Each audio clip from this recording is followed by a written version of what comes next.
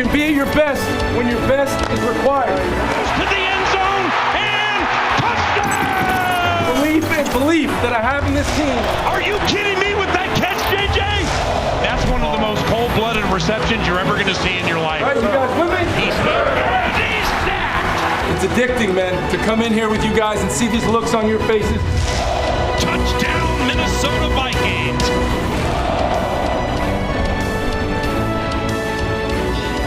Holy cow, do we have a lot going on today at US Bank Stadium in Minneapolis. That guy, Justin Jefferson, he'll be mic'd up on the sideline the entire third quarter, joining the broadcast with me, Paul Allen, Pete Versich, and Ben Lieber joining us shortly. We have new quarterbacks. We have a new kickoff rule coming up. The Raiders are playing their starters through the first half. And we also, with those quarterbacks, feature these guys, Sam Darnold and J.J. McCarthy. Yeah, and Paul, I think the Minnesota Vikings got Sam Darnold at just the right time. This is his last chance to prove that he deserves to be a starter day one in this league. But when we drafted J.J. McCarthy 10th overall, he's the future.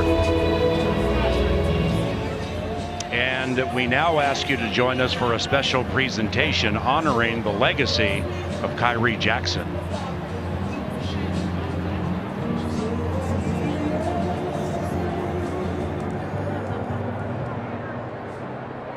The Minnesota Vikings select Kyrie Jackson, defensive back, Oregon.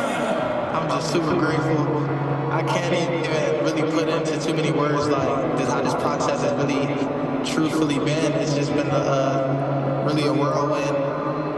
I'm just looking forward to, making my impact out here. And I'm just looking forward to making, Viking Nation proud.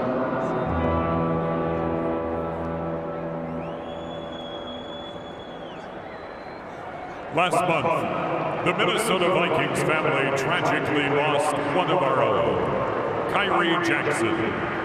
Kyrie brought contagious energy, confidence, and desire to be the best person he could be for himself, his friends, and his family. At this time, we ask you to please help us honor Kyrie's legacy with a moment of silence.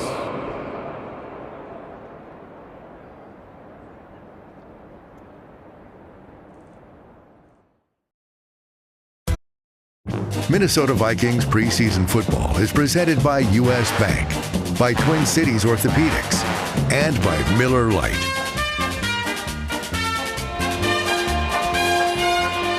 The Minnesota Vikings are set to battle the Las Vegas Raiders in the first preseason game.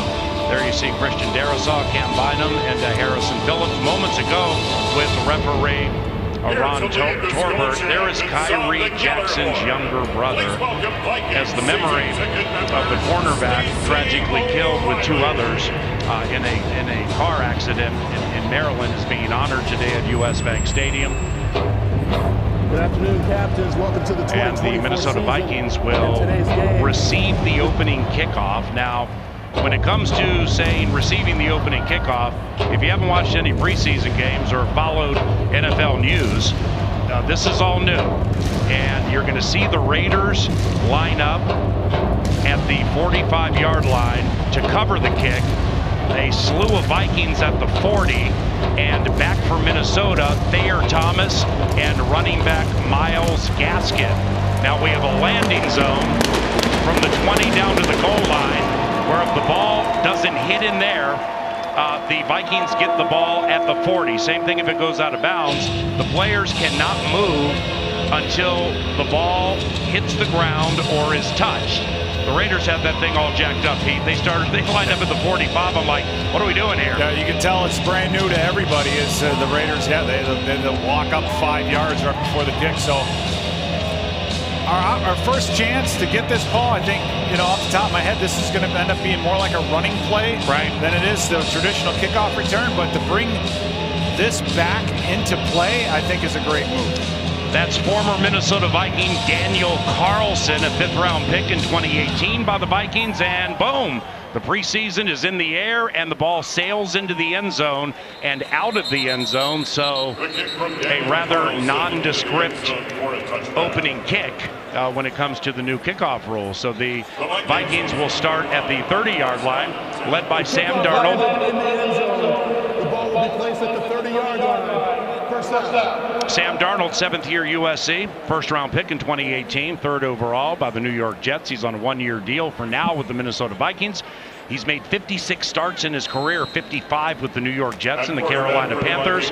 He has a record of 21-35. He spent 2023 with the San Francisco 49ers. The first Minnesota moving company is in action. Darisaw, Brandell, Bradbury, Ingram, and Brian O'Neill at right tackle. And the first play is a running play for 3 yards by Ty Chandler. Aaron Jones won't play, but Ben Lieber will play on the microphone, and here he is. Thanks a lot, PA. You know, a guy I'll be watching today is the other first-round draft pick, and that's outside linebacker Dallas Turner. Listen, guys, this guy is a physical specimen, 6'3", 250 pounds, runs a 4.4, jumps over 40 inches. He was last year's SEC Defensive Player of the Year out of Alabama, and also a first-team All-American. He's lifted up to the hype so far in camp. Can rush off the edge, can drop into coverage, has position flexibility. Guys, I think we're going to have a big star not only in Jalen Nailor but also in Dallas Turner. Yeah, we'll see extensive Dallas Turner when the defense gets on the field. But we just saw Darnold connect with Jalen Nailor for 19. And Sam Darnold starts his preseason Vikings career 1-for-1. J.J. McCarthy will follow Sam Darnold, and Jaron Hall will follow J.J. McCarthy. The plan with the Michigan rookie is to get him to the end of the first half, dust him off, have him start the third quarter to figure out how that works in the National Football League. And that'll all take place after Sam Darnold, who's under center on first down. And the handoff goes to Ty Chandler, 3rd-year North Carolina, heads to the right side. It'll be no gain, 2nd and 10. And Pete, we mentioned it in the open, but the Las Vegas Raiders are playing the starters they're going to use against the Chargers week 1 the entire first half. They'll rotate their quarterbacks, Aiden O'Connell and Gardner Minshew. Yeah, and it's an opportunity for all the Vikings, not just the starters, but any of the twos that get in there early to go against the ones. As a backup, you are one play from being a starter, so you can get out there, you want to play against the best of the best, and they're going to have that chance today. But the Raiders, yeah, deciding to go kind of old school and play the starters. Darnold goes under center and play action, steps straight up in the pocket, whips one out to the right side for Jordan Addison.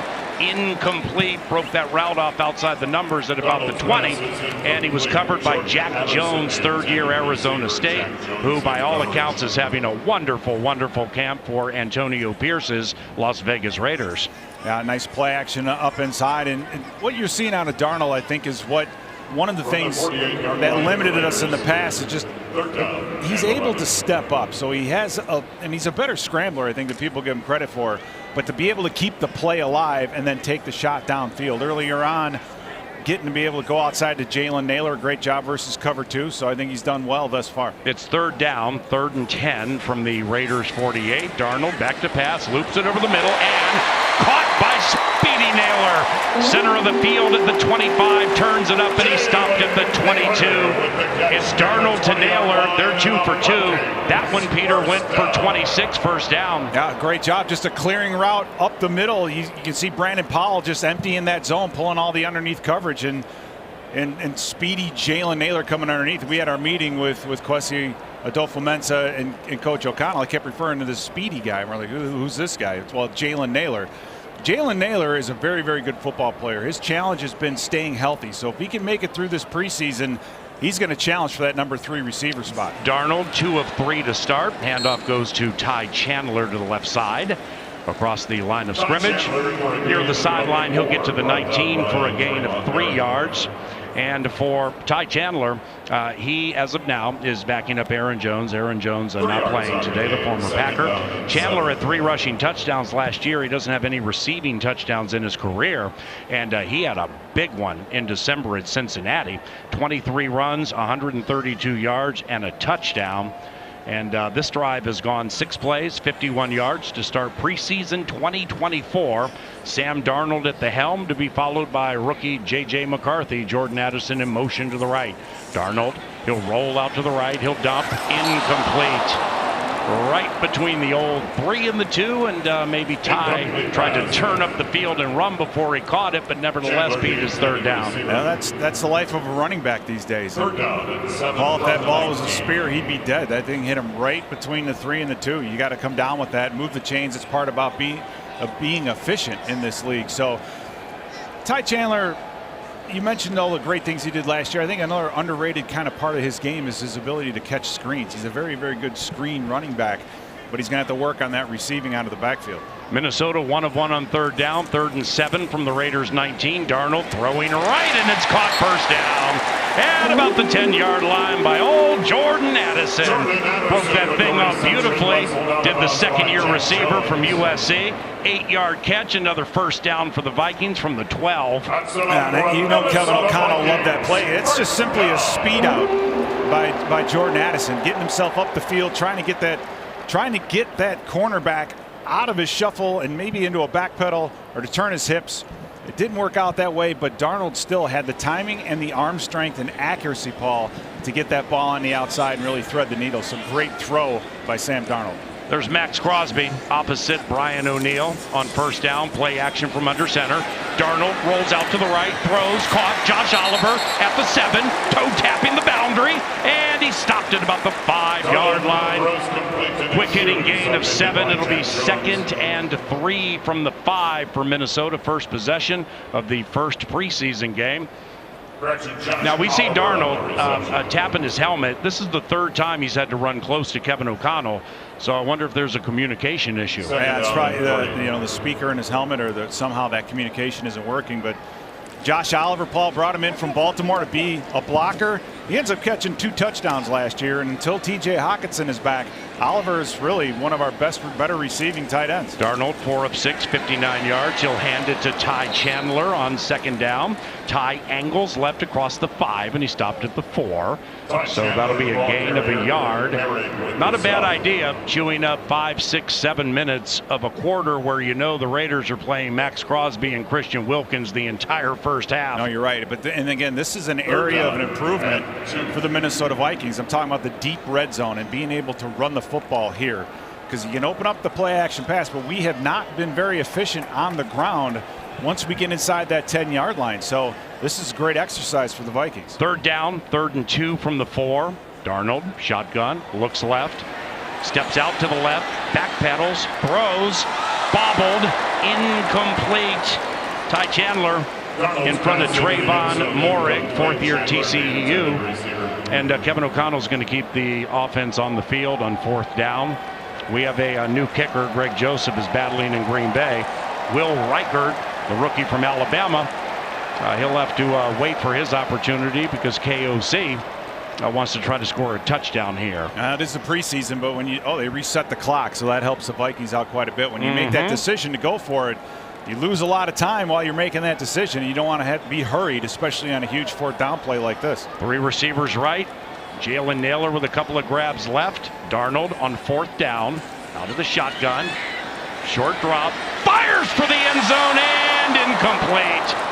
Jalen Naylor, the intended receiver, covered beautifully by Jack Jones, 3rd year, Arizona State. Raiders get the ball pinned way back by the end zone. Scoreless, first preseason game. This is Minnesota Vikings football. Scoreless, welcome back to Vikings football on the Vikings Entertainment Network. The honoring of Kyrie Jackson is a common thread today at US Bank Stadium. For more, here's Ben Lieber. Yeah, not only was his mom, dad, and brother the honorary captains today, but all season long the Vikings are going to honor his legacy with KJ lapel pins, also a helmet sticker that they are going to wear all season long. They also painted KJ on the practice field at the Performance Center, and the number 31, his number, is going to be honored all season long. No player will be allowed to wear number 31. Also at the Performance Center, his locker, his original locker, is going to be kept intact in his honor as well, along with the Wilfs and the ownership paid for the funeral expenses and paid out the remainder of his signing bonus to his estate. So a lot to pay tribute to honor, and a lot of inspiration for these players all season long. Appreciate you, brother. Nice touch, and nice touch by the organization. Hey, there's Dallas Turner. Zamir White, the running back for the Raiders, just ran for 4. Dallas Turner, 17th overall pick in the most recent draft, SEC Co-Defensive Player of the Year. My man ran a 4.440 at the Combine. More on him coming up shortly. Aiden O'Connell is the quarterback for the Las Vegas Raiders. We saw him last year at Allegiant. 2nd down, O'Connell Passes over the middle. It's caught. And it's caught by Michael Mayer, second-year tight end from Notre Dame. More on O'Connell momentarily. Dallas Turner, 6'3", 247. He's 21 years of age. That's a common thread with the two first-rounders. J.J. McCarthy, 21 and a half. Dallas Turner, 21 and a half. Last year at Alabama, Dallas Turner had 10 sacks, 2 forced fumbles, and 14 tackles for loss. First down for the Raiders after the hit to the tight end to Michael Mayer. The Raiders are very deep at tight end. O'Connell play action. Holds it a little bit, throws, and it's caught at the 32-yard line. That'll be back-to-back first downs for your Las Vegas Raiders. That's Jacoby Myers with a 24-yard grab. He's in his 6th year from NC State. And once again, the Raiders are playing their first offensive line, sans Colton Miller, their left tackle, who's not practicing in training camp. Zamir White is their starting tailback. He's followed by former Viking Alexander Madison, and he's followed by former Viking Amir Abdullah. Aiden O'Connell, second year from Purdue, 4th-round pick in 2023. First down, play action. Goes back to Myers to the left side, and he shakes on Byron Murphy at the 40, and he scoots to the 45. Going to be a gain of 6 yards, second down for the Raiders. Now, one thing for sure, if you're a defensive back with the Minnesota Vikings, you're going to be put on an island a lot more in Brian Flores' defense than anywhere else. And that's one of the things that we need to improve upon. So it's great for Byron Murphy to get out there and get another shot at a live tackle as the Vikings blitzing underneath, sending Joshua Metellus, sending Ivan Pace. That keeps that corner one-on-one in space, and the Raiders will take that play all day long. Mayer in motion, left to right. O'Connell with a quick hit to the left side, and it's caught by Christian Wilkerson, and he stopped post-haste by Caleb Evans. So Murphy's name has been said, likewise for Caleb Evans. Shaq Griffin, a free agent, is not playing today. This cornerback situation, I mean, after Griffin and Murphy, maybe a Caleb, Fabian Moreau, who just left the game, he's been getting runs with the ones. I mean, this is the land of opportunity for the purple and gold. It really is, and I think the main difference between prior years is we brought in a lot of veteran-type defensive backs to try to fill those voids. So not as many young guys in the backfield. They're down. O'Connell steps up. Patrick Jones nearly nailed him. He fires right, and it's caught. It's caught for a first down for the Las Vegas Raiders. 13-yard connection. That's Jacoby Myers, who, by the way, had a career-high 8 touchdowns last year. He was a quarterback at NC State. It's highly unlikely he'll throw a pass in a preseason game, but if he does, look out. He's 6 of 7 for 100 yards and 3 passing touchdowns in his NFL career. O'Connell goes under center on first down. We're scoreless. O'Connell rolls out to the right, throws to the right, incomplete. Short hop the receiver did O'Connell, who went for 171 yards, no touchdowns, and a pick by Ivan Pace Jr. when the Vikings beat the Raiders late in the 2023. That was a true pitching duel, and for Ivan Pace, he was a green dot guy. He really stepped up. And on this defense, you don't have a ton of rookies going into the season, Paul. You have 7. A lot of them undrafted rookie free agents, but if there's a place where we love our undrafted rookie free agents, it's here. Ivan Pace was the starter the entire last season. Alexander Madison, the former Vikings in the game at tailback. He's 22 as O'Connell goes back to pass, fires over the middle, it's caught at the 35. That's the rookie Brock Bowers. Look out, he's good. First down for the Raiders. They have 4 on this possession in a scoreless game. That's a catch of 15. Bowers, 13th overall pick in the most recent draft. That's something that as the season goes on, we're going to have to work on. Byron Murphy Jr. getting kind of caught up. It's man-to-man defense, and they're running a little pick with the tight end rubbing underneath, and Byron Murphy wasn't able to fight through the pick. So that's what happens when you're playing one-on-one in space, is that you have to be able to anticipate and fight through those interference routes. 5 minutes to go in the first quarter. We're scoreless. White, Zamir White, with a dash to the left side, gets to the 26 for a run of 4. The Vikings chewed up 5-6 minutes of the first quarter on the opening possession and got down inside the 5. They went 66 yards, went for it on 4th down, couldn't close with a Darnold to Jalen Naylor. And now the Raiders have marched all the way down to the 21 of the Minnesota Vikings and have it 2nd and 6. Aiden O'Connell at quarterback, couple of tight ends to the left, Bowers to the outside of Mayer. 10th play of a possession that's gone 75 yards.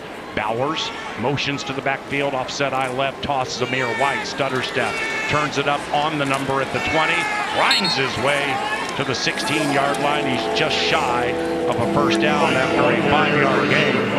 Zamir White, third year from Georgia, 4th round pick in 2022. He made 4 starts in the stead of Josh Jacobs, now a Packer last year. And in those 4 games, White averaged 21 carries a game and 99 yards. They like him a lot. They do, and they should. He's low to the ground, low center of gravity, keeps those feet churning. You're seeing the Vikings making contact, but he being able to churn out another 2, 3, 4 yards. That's what you want out of a back who's going to touch the ball 30 times a game. O'Connell play action. Dallas Turner hit him, but he got it off. Pass right, caught Bowers 15. He'll get to the first down and more. In fact, down to the 8 or 7-yard line. It'll be a catch of about 8. Dallas Turner from behind Aiden O'Connell, Peter. He almost had him. That was beautiful. That's the first pressure that we've had this series.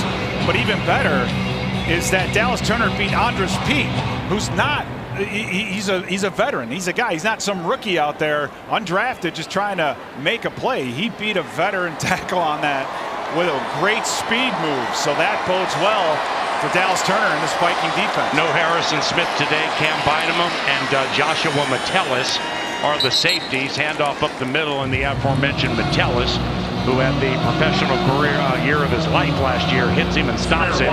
It'll be a gain of 4 deep in the first quarter, 2:45 and counting to go. We've only had 2 offensive possessions. Each has gotten their offense inside the 5. Now the Raiders are looking at 2nd and goal from the 3. We're scoreless.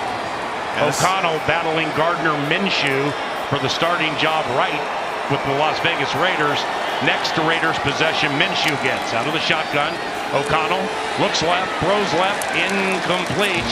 Intended receiver Trey Tucker, 2nd year from Cincinnati. It's now 3rd and goal. Now we talked about Byron Murphy getting caught up in the man-to-man coverage earlier. Well, that last play deep in the red zone, knew what was coming, alerted everybody about the switch and played it beautifully. So that's a veteran right there. That's what being out there and having played for a number of years gets you.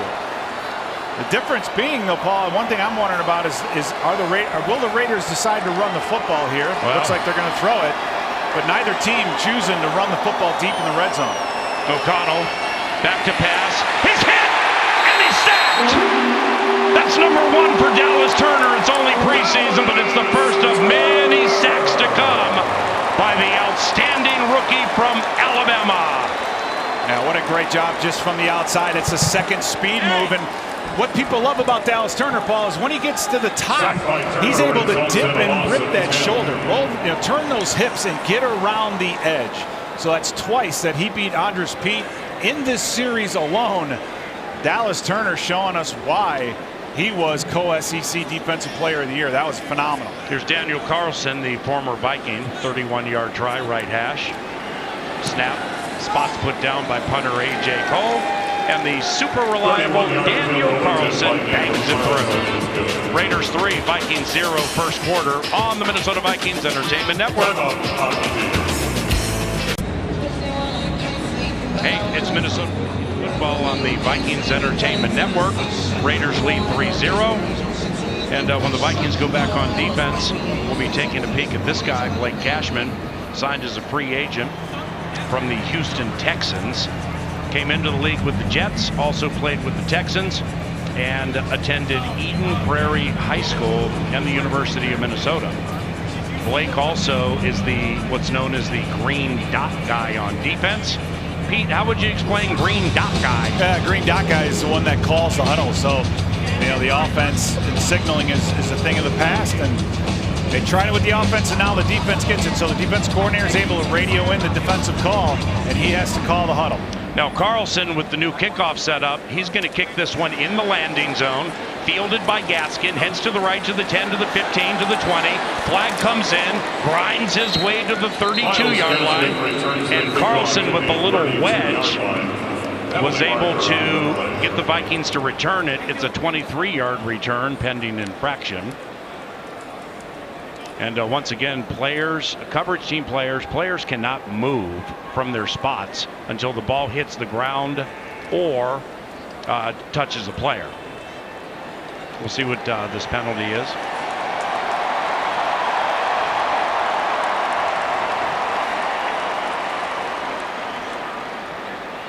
Looks like we're all getting used to this new kickoff. During the return, holding number 45 of the return team. The penalty is 10 yards from the spot of the foul. It's Minnesota's ball, 1st and 10. All right, that's Jabril Cox, 4th-year LSU. Well, looky here. We have a new quarterback. J.J. McCarthy, the rookie from Michigan. 1st-round pick, 10th overall. The Vikings traded up to get him. J.J. McCarthy, he's Jonathan James McCarthy. He turns 22 next January.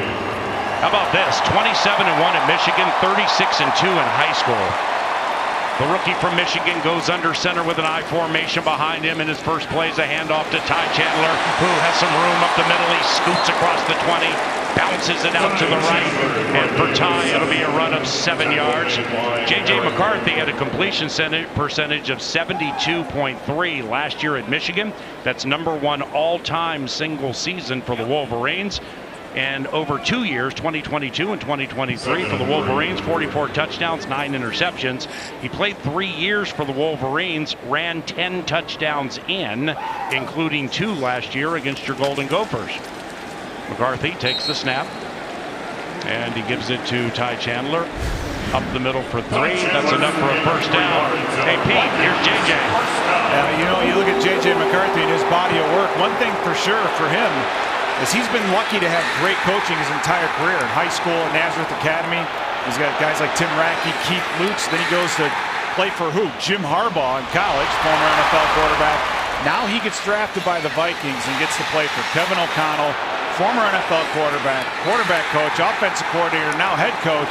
And oh, by the way, Wes Phillips, grandson of Bum Phillips. He has just an unbelievable list of coaches that he's been able to build on. Ty Chandler, right side, 30-35, speed across the 40 to the 41, 16-yard dash by Ty Chandler, and that's an energetic way to end the first quarter of the first preseason game. Ty Chandler backs up Aaron Jones, but he's getting all the shine today. Second quarter with J.J. McCarthy around the corner. Raiders lead 3-0 from U.S. Bank Stadium.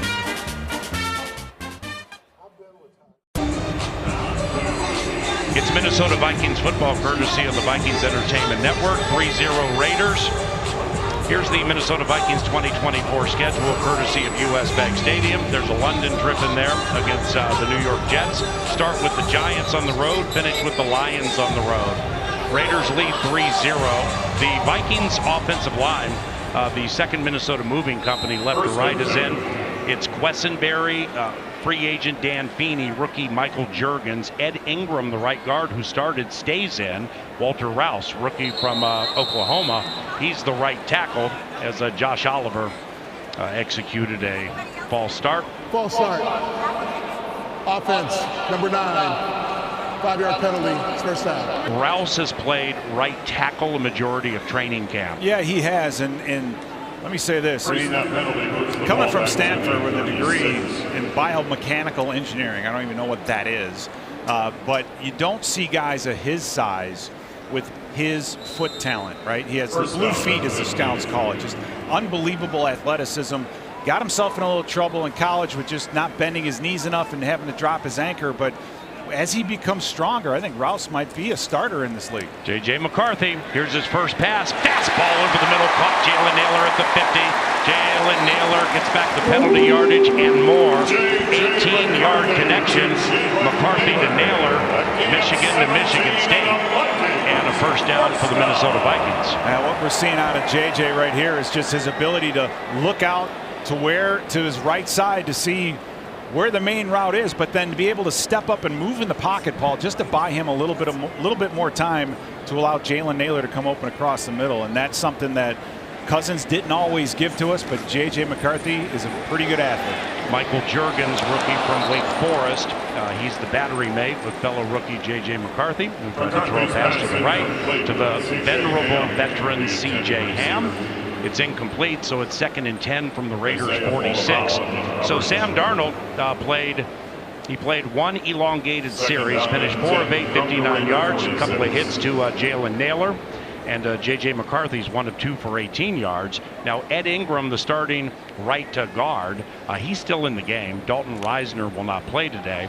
And Jalen Naylor also, we've been told, will get extended playing time with not only the first group, but this group too. McCarthy out of the shotgun, hands it to Kene Wanwu. And Kene, 4th year from Iowa State, busts up the middle a little bit. For a couple of yards, 2 maybe. It'll be 3rd down. You know, you look at Kene Wanwu and what he's brought to this team, and his returning skills are, you know, we're all very aware of that. But as a running back, I think this is a great opportunity for him with Aaron Jones coming in, and we know Aaron Jones isn't going to get a vast majority of the work. So between he and Ty Chandler, they're going to have to fill in some gaps. So I think that Kene Wanwu has a great opportunity this season to establish himself as a running back in the NFL. 3rd down, McCarthy out of the shotgun. Raiders with a big preseason blitz. McCarthy, he's able to get out of it, but then he throws it and it's intercepted. Picked off by Jack Jones, who's having a wonderful preseason debut for the 2024 season. Raiders 3, Minnesota 0, first preseason game. And McCarthy has thrown it to Jones. We pause. Raiders ball when we return on the Vikings Entertainment Network. Welcome back to Vikings football on the Vikings Entertainment Network. 3-0 Raiders. Ben Lieber, what happened with that McCarthy interception? Well, we were all hoping to see some off-schedule plays from J.J. McCarthy, his ability to create outside the pocket, and that's pretty much what happened. He gets flushed out to the right. He's looking down the field. He thinks that he has Tristan Jackson with Jack Jones on his hip, and he had him towards the sideline. All he has to do really is throw the ball towards the sideline away from Jack Jones. He just miscalculates, misreads the velocity he needs to put on it, and Jack Jones comes down with the interception. The quarterback carousel begins for the Las Vegas Raiders. Now it is Gardner Minshew, and there's the first carry at US Bank Stadium for Alexander Mattison, not wearing purple and gold. Madison able to spin for a couple of yards to be 37, got about 4 yards. There's old Alexander Mattison, 6-year from Boise State, spent the first 5 years of his career here. 17 touchdowns rushing, 6 receiving. He had 0 rushing touchdowns last year, despite a career-high 180 runs. Yeah, this might be a time of his career where a change of scenery would be good for him to get himself with a new voice, new set, new team, new set of clothes, new uniform, the whole thing. There's Minshew on a deep drop, throws it right, and it's caught at the 38-yard line. Flag on the play. And getting inside the 35 is Trey Tucker. Theo Jackson with the tackle, part of that deep Vikings safety crew. Defense number 60. The penalty is declined. The result of the play is a first down. Offside, James Lynch, 5th year from Baylor. So once again, the Raiders, they've had some problems, at least from reports, with their quarterbacks during training camp, trying to split Aiden O'Connell and Gardner Minshew. Now Minshew, with markedly more experience than O'Connell, 6-year Washington State. He was a 6th-round pick by Jacksonville in 2019. He made 13 starts for Indianapolis last year in Anthony Richardson's stead, and he threw 15 touchdowns, 9 picks. And he's back to pass again, and that one is incomplete. So it'll be 2nd down for the Las Vegas Raiders. Justin Jefferson will be joining the broadcast. Fox 9, NFL Network, and the KFAN Radio Network for the entire 3rd quarter with Ben Lieber, Pete Bursich, and yours truly. He's going to have a microphone and some headphones on the sideline during plays for the entire 3rd quarter. What a treat, Pete. It's going to be fun. It's going to be interesting to just find out what exactly he's seeing and what goes through the mind of a wide receiver, in a game like this. Minshew toss left to Madison following the blocking of one of his offensive linemen near side across the 30. And Alexander Madison taken down at about the 28 after a 6-yard run. He's J.J. Peter. And a lot was made, I think, of Justin Jefferson in his press conference earlier this year when he's talking about being afraid of getting injured or being injured again.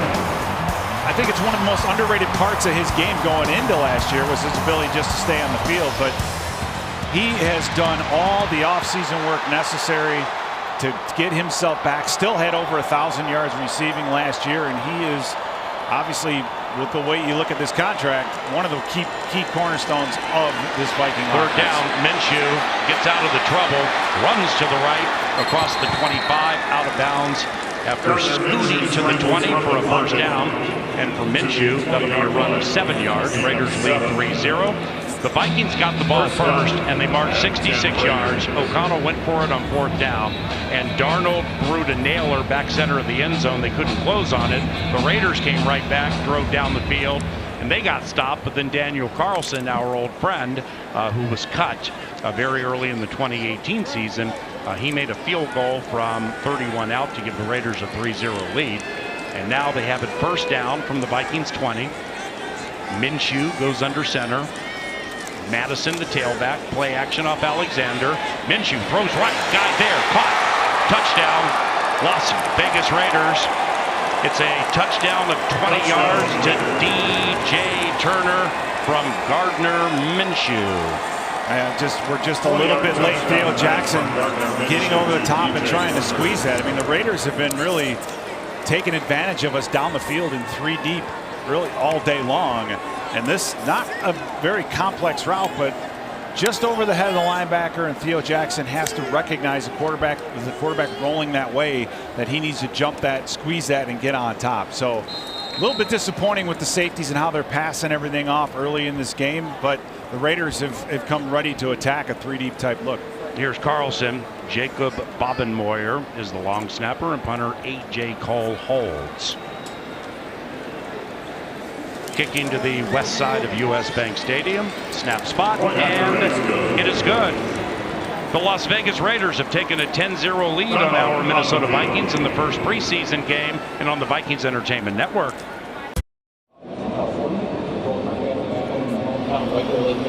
Welcome back, Vikings football on the Vikings Entertainment Network. 10-0 Raiders. There's Daniel Carlson, 7th-year Auburn, 5th-round pick in 2018 by the Minnesota Vikings.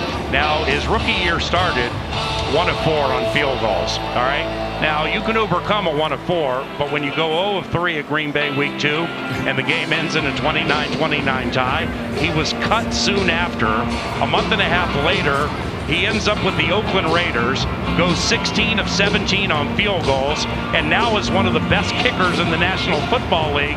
Daniel Carlson, man, every time I see him, I think about that day at Lambeau Field, where we should have beaten the Packers 19 different ways, but he kept missing kicks. You're right, and that's extremely frustrating, obviously, for an organization. They may decide to make the change, but kudos to Carlson for turning that thing around and becoming one of the better kickers in the NFL. Kick in landing zone.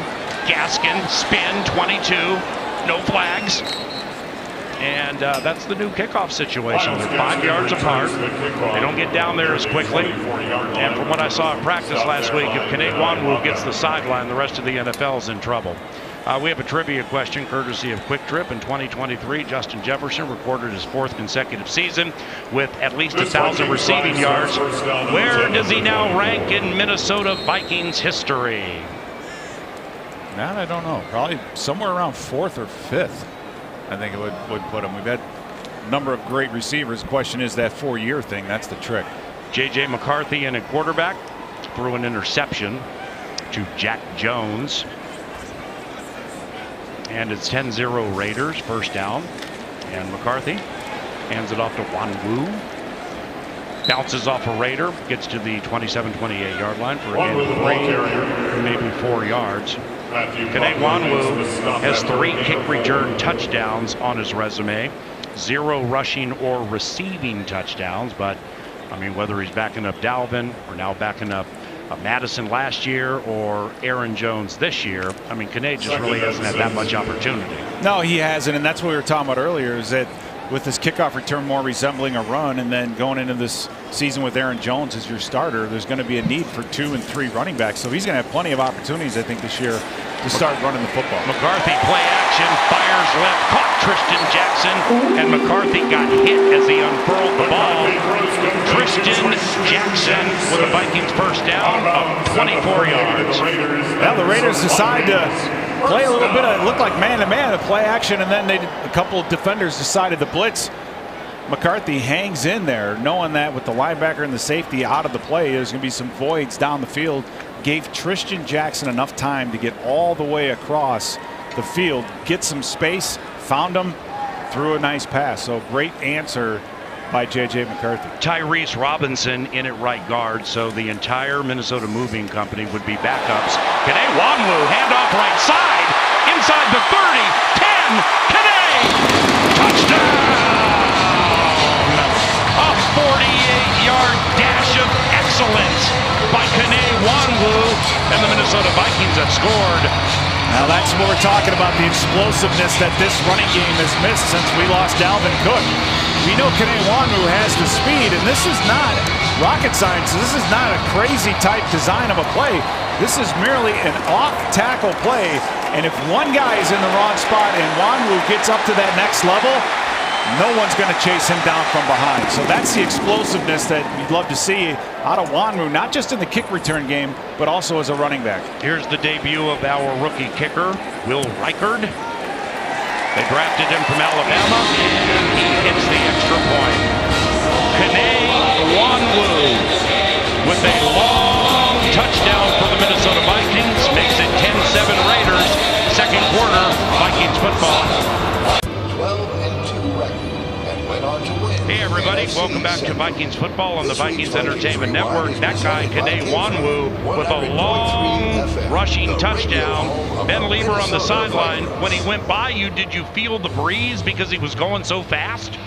Yeah, at first I thought it was just the doors being open here at the one end zone, and then he runs by me. I'm like, nope, that was Kene. Look, everybody knows that he's the fastest guy on the team. We've talked about it all the time, but that was a great job by him of just getting downhill and then inside run, bouncing to the outside, little one cut, and then it was all speed from there. I do have to give a special shout out to this second team offensive line. When you go back a series ago when Ty Chandler was running, he went 3 for 26, and all of his run plays were on the inside part of the offensive line, really attacking that defensive front for the Raiders. So our guys up front doing a great job at opening up seams and holes, and the running backs who's taking care of the rest. Here comes Amir Abdullah, the former Viking, right up the middle, hit hard at the 25-yard line after a return of 26, and he was hit by Jabril Cox, a veteran from LSU. So the Raiders lead 10-7. They're rotating quarterbacks the entire first half. At least that was the plan. Aiden O'Connell started. Gardner Minshew got the second rep, and now Minshew is back out there. Minshew, 2 of 3, 49 yards and a touchdown to DJ Turner. Aiden O'Connell, 7 of 9, 76 yards. 10-7 Raiders, second quarter, US Bank Stadium. Minshew with a toss to Alexander Madison, and he finds a seam to the left side. Hit and stopped after a gain of 4. It is 2nd and 6. Let's land the plane on this trivia piece thanks to Quick Trip and QuickTrip.com. 2023, Jefferson, 4th consecutive season with at least 1,000 receiving yards. So where does he rank? There's the answer, tied for 3rd with Jake Reed. Chris Carter had 8 of those bad boys, and Randy Moss 6. The original 3 wide group right there. That's some talent. Jay Ward in the game for the Vikings, second-year LSU, playing some corner in training camp. Minshew off play action, rolls out to the right, he pumps, and he will throw it away. Under hot pursuit was Minshew. James Lynch trying to run him down. We're going to run down Justin Jefferson in the 3rd quarter. He's going to join the broadcast on NFL Network, Fox 9, and KFAN and the Vikings Radio Network for the entire 3rd quarter from the sideline. And with a microphone, we're going to talk about a million different things, and we're really excited about that. Yeah, we are. And I want to piggyback on what Ben was talking about with this Vikings running game during the kickoff. And this second-team offensive line, Walter Rouse and Michael Juergens, Paul, I think are doing a phenomenal job. Yeah, it's early. It's only the first preseason game. But those two guys have really shown up so far. Harrison Bryant, tight end, former Cleveland Brown, in motion, left back to the right. We have a flag. Delay of game by the offense. 5-yard penalty. Slow down. This, you know, having not been to Costa Mesa to watch Raiders training camp, this is just like a mini dichotomy of everything I've read.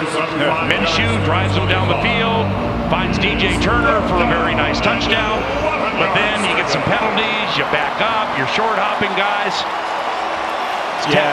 It's tough, and I think for Aidan O'Connell, the problem is he's the known product, so everybody wants the new guy in Gardner Minshew, so he has an opportunity here to get him out of 3rd and long. Dallas Turner with a sack this game, came flying in. Minshew throws left, caught, and it was a diving grab by Trey Tucker. Trey Tucker with a 44-yard hit from Gardner Minshew, who may be running away with this quarterback battle like Secretariat to Sham. That was just a great throw too. Jay Ward getting beat and not looking back, just doing what he has to do to get back in the hip pocket of the receiver. But that ball was thrown perfectly. You know, Kevin O'Connell, when we sat down and talks about arm talent, that's what he means, to be able to put a touch on the football. Tucker, 2 catches, 73 yards. Handoff left side to about the 27-yard line. And that is Amir Abdullah, 10th year from Nebraska. Lincoln go crazy. 2.5 years with the Vikings. Receiving touchdowns and led the Raiders in special teams tackles last year. The left tackle in for the Raiders now is Thayer Mumford Jr., 3rd year from Ohio State. He started against the Vikings when Minnesota beat Las Vegas 3-0 at Allegiant last year. 2nd down, midway through the 2nd quarter. Raiders lead by 3. Minshew looks left, sees nothing, runs out to the right, throws to the right. It was caught by Harrison Bryant, but then he was absolutely obliterated. Excellent hit by Bobby McCain, 10th year from Memphis. He was with Brian Flores in Miami. Yeah, he's had 6 years in Miami, a couple years in Washington with the Giants last year. 11 interceptions in his career, so he's played in many a preseason game, Paul. The Vikings, again, you could see with Flores getting a little frustrated, lack of pressure, decide the blitz. They send Lewis Seen, and McCain does a great job of just letting that thing develop and then breaking on the football. Not necessarily to the open receiver, but to get to where that football was going. So Minshew just getting that thing off in the air to an open receiver. He doesn't expect Bobby McCain, to come into the picture, but Bobby sets his feet, steps up and delivers the blow. And that's the thing, the ball hits him in the hands, perfectly thrown, but he gets the helmet right in the right spot, and that ball pops loose. So great play by McCain. That's a physical type nature that I know Brian Flores wants out of his safeties. That was Harrison Bryant, 5th year Florida Atlantic, 10 TDs in 4 years with Cleveland, 1st year with the Raiders. 3rd down, 3 receivers right, 1 left, and Minshew dumps it over the middle to Cole Fotheringham. They have 19 tight ends on this roster, including a 1st rounder in Bowers, a 2nd year 2nd rounder in Mayer, and Fotheringham. He's the blocking tight end who just caught a pass. He has 0 TDs in 41 games with Pittsburgh and Las Vegas. So I apologize. That's a little off guard. And that's a great job by Minshew, seeing the zone blitz coming from that strong side. Knows they can't block the outside linebacker, so just throws the hot route. So very well executed by Minshew. Minshew goes out of the shotgun. Swings it to Abdullah. It's caught at the 15. He's able to make a Viking miss inside the 10. And Amir Abdullah will scamper for a Raiders 1st down. Camus Brugier Hill, veteran, was the one who whipped on that tackle. It's 11 yards and a 1st and goal for the Raiders. Yeah, I think the Raiders have they have a little bit of game plan coming into this game, and that was the okey doke. I'm going to block on the outside, and then just slips his way through with the clearing route by the 2 underneath receivers. So the Raiders have a bit of a game plan for what they expect to see out of this Viking defense. Zamir White, the tailback, he gets the call, heads up the middle across the 5, angles to the left a bit, and Zamir White is taken down at the 2-yard line. following the blocking of Trey Tucker, the wide receiver, came in there looking to get busy. And speaking of Trey Tucker, he's been getting busy all game against us. 2 catches, 73 yards. 2nd and goal from the 3 for the Antonio Pierce-led Las Vegas Raiders. Pierce took over last year, and this is his first full season as a head coach for the Raiders. He was coaching high school football in Southern California 8 years ago.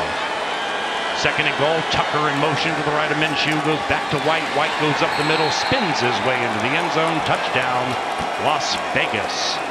And the Raiders lead 16-7. And that's just too much in the middle of this defense, and you got to play on the opposite side.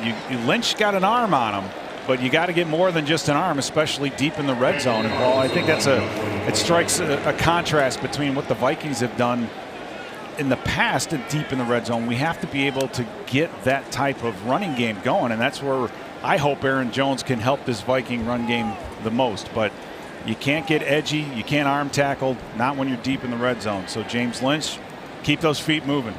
Carlson from between the hash marks, high snap, Cole puts it down, and Carlson kicks it through.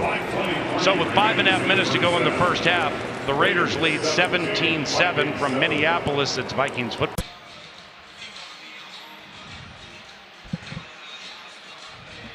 Welcome back. It's Vikings football on the Vikings Entertainment Network. 17-7 Raiders. 5.5 minutes to go in the first half. And the Minnesota Vikings Foundation recently celebrated the 5-year anniversary of the Vikings Table food truck.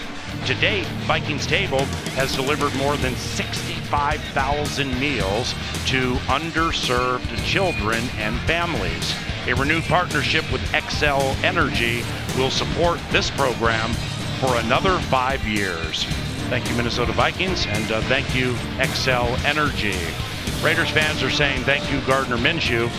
Supposedly there's a quarterback battle out Las Vegas way, but Aiden O'Connell, he got 1 series, and Minshew has led the Raiders to a couple of touchdowns. Now, Daniel Carlson kicked the ball, and it bounced before the landing zone.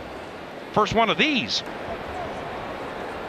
Landing zone violation by the kicking team. The ball did not make it to the 20-yard line. The ball will be placed at the 40-yard line. There we go. There we go. Well, ball goes to the 40-yard line, so this is already one of your favorite lines. We're in the alumni zone. JJ, let's stretch one out to like Lucky Jackson or something. Right, in the regular season, that's going to be a big deal. I mean, where the offense has started, when you start at near the 40, the odds of you putting points on the board and or scoring touchdowns goes way up.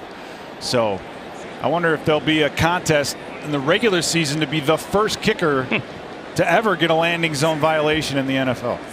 Trent Sherfield Sr., the veteran, goes in motion. McCarthy with a sidearm shot to the left side, incomplete, looking for the aforementioned Sherfield Sr., 7th year from Vanderbilt, unrestricted from Buffalo, has 5 touchdowns in 95 games with Arizona, Miami, San Francisco, and Buffalo. I think for J.J. McCarthy, he's going to have to get used to the speed of the game a little bit more, meaning in college, when you have that long play action with the boot, that backside linebacker, it's going to take some time for him to get there. In the NFL, things happen so quickly, so he just needs to speed those actions up, speed that play action up. McCarthy, right screen, Sherfield Sr., and he's taken down at the 44-yard line by Trey Taylor, a 7th-round rookie from Air Force. That's a gain of 5 yards. Now the second Minnesota moving company with Quessenberry and Stevenson at left guard, Michael Juergens, rookie, is the center, and Walter Rouse is the right tackle. Also a rookie from Oklahoma.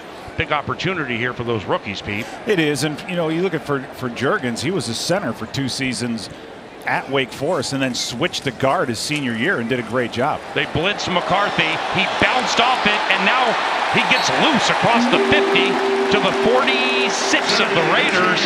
That's a run of 8 yards, good for a Vikings first down. These Raiders have been coming with aggressive blitzes in the first half. This one did not deter number 9. No, it didn't. And you need to get a little bit more out of your running backs in protection, and that's probably the most underrated part of a running back is can they hold their own and set the edge when you get a linebacker or a safety blitzing up inside. JJ has thrown an interception, goes back to pass, throws to the right, caught Tristan Jackson at the 25. First down for the Minnesota Vikings. It'll be a hit of 21 yards. Pete, nice touch here by McCarthy. Yeah, a very nice touch. You see that cornerback who's sitting in the flat. He's trying to find that area between the cornerback and the safety and just put enough touch on it where the corner can't get to it. So you add a little arc to it. It makes it a little bit harder for that cornerback to, drop back in the back end of that zone. So nice. And that's arm talent. And that's what Coach O'Connell was talking to us during the week about. Arm talent isn't flipping it sidearm. It's the ability to throw a changeup every once in a while. JJ 4 of 7, 68 yards and a pick. And on first down from the Raiders 25-yard line, Wanwu with a gain of 0, so it's second down. Kane had a wonderful 48-yard touchdown run. That's the Vikings' only score. The Raiders have scored a couple of touchdowns, one by land and one by air. Daniel Carlson hit a 31-yard field goal, and McCarthy's interception went to Jack Jones. It was intended for Tristan Jackson. And now with 3 minutes to go in the first half, second down for your Minnesota Vikings, traveling to the east side of US Bank Stadium. McCarthy shotgun. He's going to give this one to Wanwu. They try to get him outside, and they can't. He is corralled back at the 27-yard line. That'll be a loss of 2 yards. Wonderful open field tackle by Amari Burney, second year from Florida. Now it'll be third down. 3rd and 12, approaching the 2-minute warning. Yeah, Burney shows a lot of speed in that to chase that thing down, and a great tackle at the point of contact. And Paul, again, this is where the running game, if we had a philosophy to it, if we had a little bit more punch in that running game, we were able to move the chains in situations like that. Third down, McCarthy back to pass, steps away from the pressure, looks to run, eyes down the field, runs. He's going to take on a Raider or spin away from one, but he could not get away from 2. Jadon Grant, first full year from Oregon State, able to corral him after an 8-yard run. 2 minutes to go in the first half. We pause. Raiders by 10 from Minneapolis on the Minnesota Vikings Entertainment Network. Your season starts now with NFL Plus Premium. Get access and coverage to all 49 preseason games. See the future stars shine bright. Get a look at the biggest names repping their new teams. Stay connected through the preseason with news and coverage on NFL Network. And relive every big catch, touchdown, and unmissable moment with NFL game replays. Watch the NFL preseason with NFL Plus Premium. Sign up today. Hey, back at US Bank Stadium, it's Vikings football on the Vikings Entertainment Network. Brian O'Neill played earlier, but clearly his evening is done. Got the shades, the bucket hat, and hoping Will Riker, the rookie from Alabama, 6th-round pick, hits his first field goal wearing the colors. He's a Hoover, Alabama native, 5 years with the Crimson Tide, ended up as the FBS career leader in points with 547. It's a 36-yard try, right hash. All-pro long snapper Andrew DePaula sends it back to punter Ryan Wright, and it's blocked, and it's picked up by a Raider. And tearing down the field as Reichert gets blocked out of bounds. Phelan Sanford. Oh, Phelan Sanford. The kick was blocked by David Agoha in his first full year in the National Football League. So an inauspicious beginning for the Alabama rookie. Yeah, I think you have to take another look at that one, especially after the game, and just look at the angle of launch. The launch angle of that, it seemed to have come off his foot at a very low angle, and the Raiders were able to get in there and get that block. So not the way, special teams wise, you want to start the preseason. No question about it. Opportunities to score points and you miss. And the Raiders got to give them congratulations. They've come ready to play. They're making plays offensively, special teams wise. It's been a big day. 17-7 Raiders, 1:51 to go in the first half. Minshew to Amir Abdullah between the hash marks, and he'll rally for a couple, making the 2nd and 8. Now the Antonio Pierce, coach of the Raiders, the plan into the game was to rotate quarterbacks. O'Connell, Minshew, O'Connell, Minshew. Minshew has looked quite good, and he's gotten the balance of the first half, despite O'Connell going 7 of 9 on his only series. So Gardner Minshew perhaps has the leg up, or he's a quarterback, the arm up on O'Connell into the next preseason game. Minshew under duress, throws right, incomplete. Incomplete with 1:14 to go in the first half. Dallas Turner has a sack in the first half.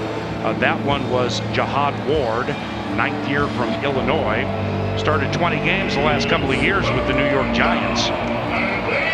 A lot of experience from, again, these free agents that we picked up. And you mentioned Dallas Turner. Now he got himself back in the game. So probably when the season starts and you have Jonathan Grenard back, this is how you're going to see Dallas Turner. He's going to be substituted, mainly third and long situation like this. Andre Carter and Dallas Turner stand up. Gardner Minshew, 3rd and 8, 10-point lead. Going to try a screen left side, but it was batted away at the line of scrimmage. So it'll be incomplete. Levi Drake Rodriguez. I believe that was Levi Drake Rodriguez, a rookie nose tackle who tipped the ball. Indeed it was. Yeah, very nice job. And it's a feeling that you get as a defensive lineman that these offensive linemen eventually turn you loose. They never really stop. The quarterback doesn't really set. And for Levi Drake Rodriguez, a great job identifying that and then getting his hands up. So for him, just a great opportunity coming out of Texas A&I Commerce to come out here and get an opportunity to make first charge timeout, Las Vegas. His ability to make a 53-man roster. So he's made a mark so far in the preseason. Easy to find with the long hair. It makes it easy for us. But quite the personality, Paul. The man's definitely a personality. Don't forget, Justin Jefferson joins the broadcast for the entire third quarter. He'll be on the sideline, mic'd up. Ben Lieber, Pete Bursich, yours truly, Paul Allen. We will be in the Fox box, the swanky, glitzy television booth, right on the 50-yard line behind the Vikings bench. And we have a myriad things about which we will chat with Justin Jefferson. Out of the timeout, former Viking Daniel Carlson. This is a 56-yard try. He was 1 of 3 50-plus last year, 25 of 32 in his career.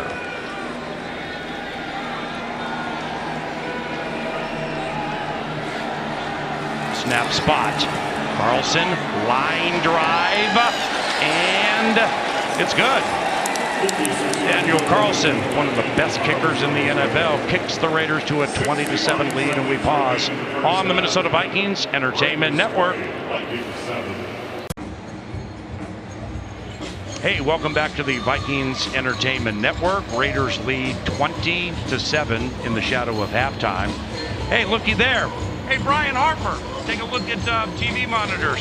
Happy birthday, Brian Harper. It's his 50th birthday.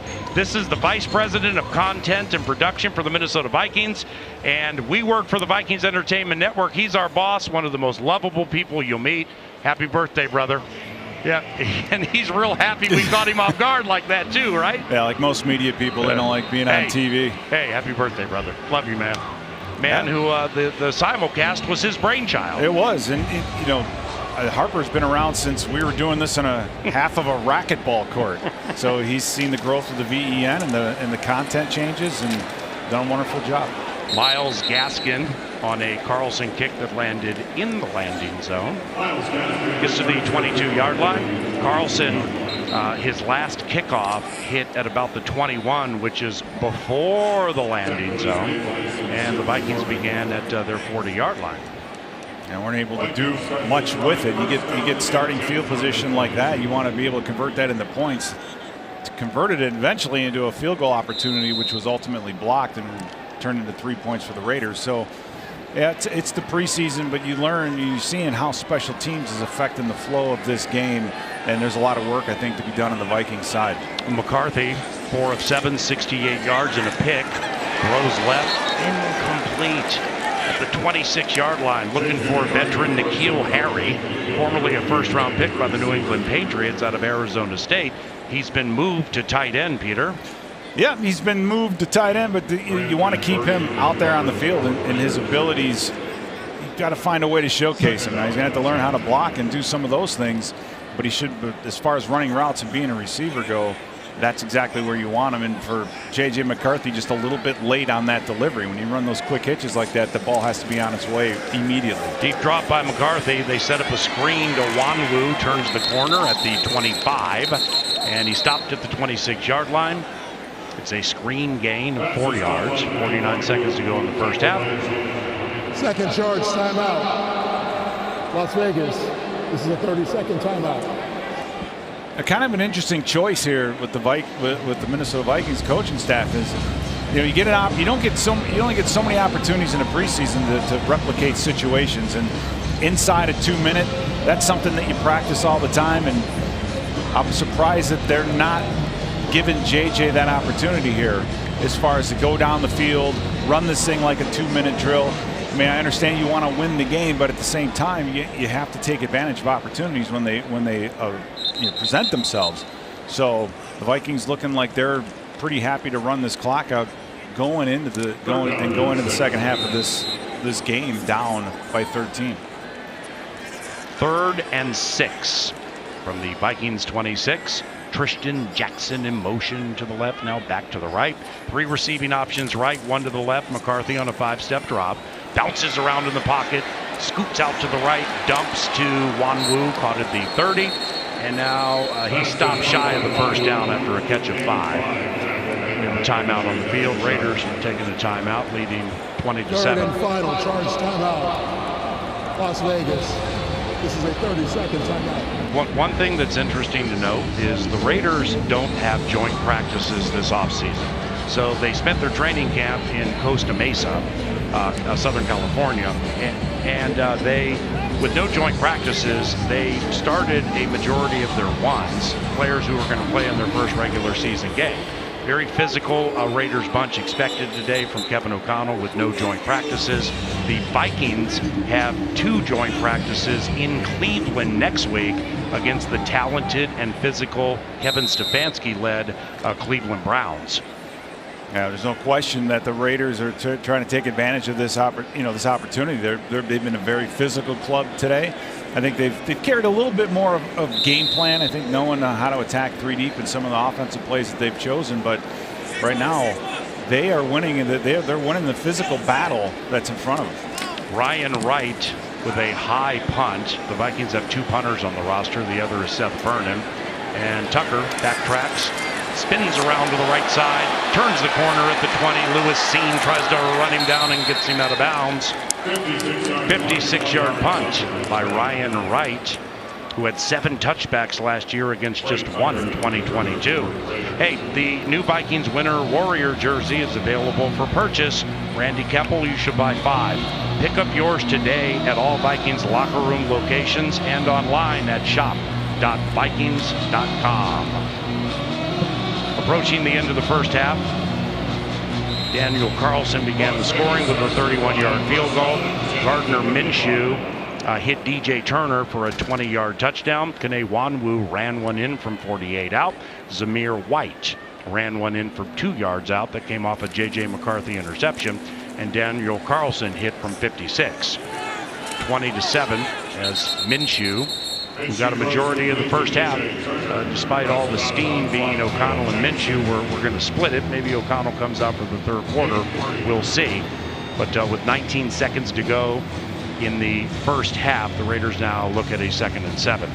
And I don't think for J.J. McCarthy, you have to look too deeply into his performance today. I mean, did he come out and run the ball up and down the field? Not exactly. He struggled, interceptions, but he's going to get better, and that's the best way of doing it, is get him out here, get reps in the preseason, and get him as ready as possible for the regular season. Minshew loops one to the right side and overshoots the intended receiver. Christian Wilkerson in his 3rd year from Southeast Missouri State. Gardner Minshew, last year with Indianapolis. He's played with Philadelphia, came into the league with Jacksonville.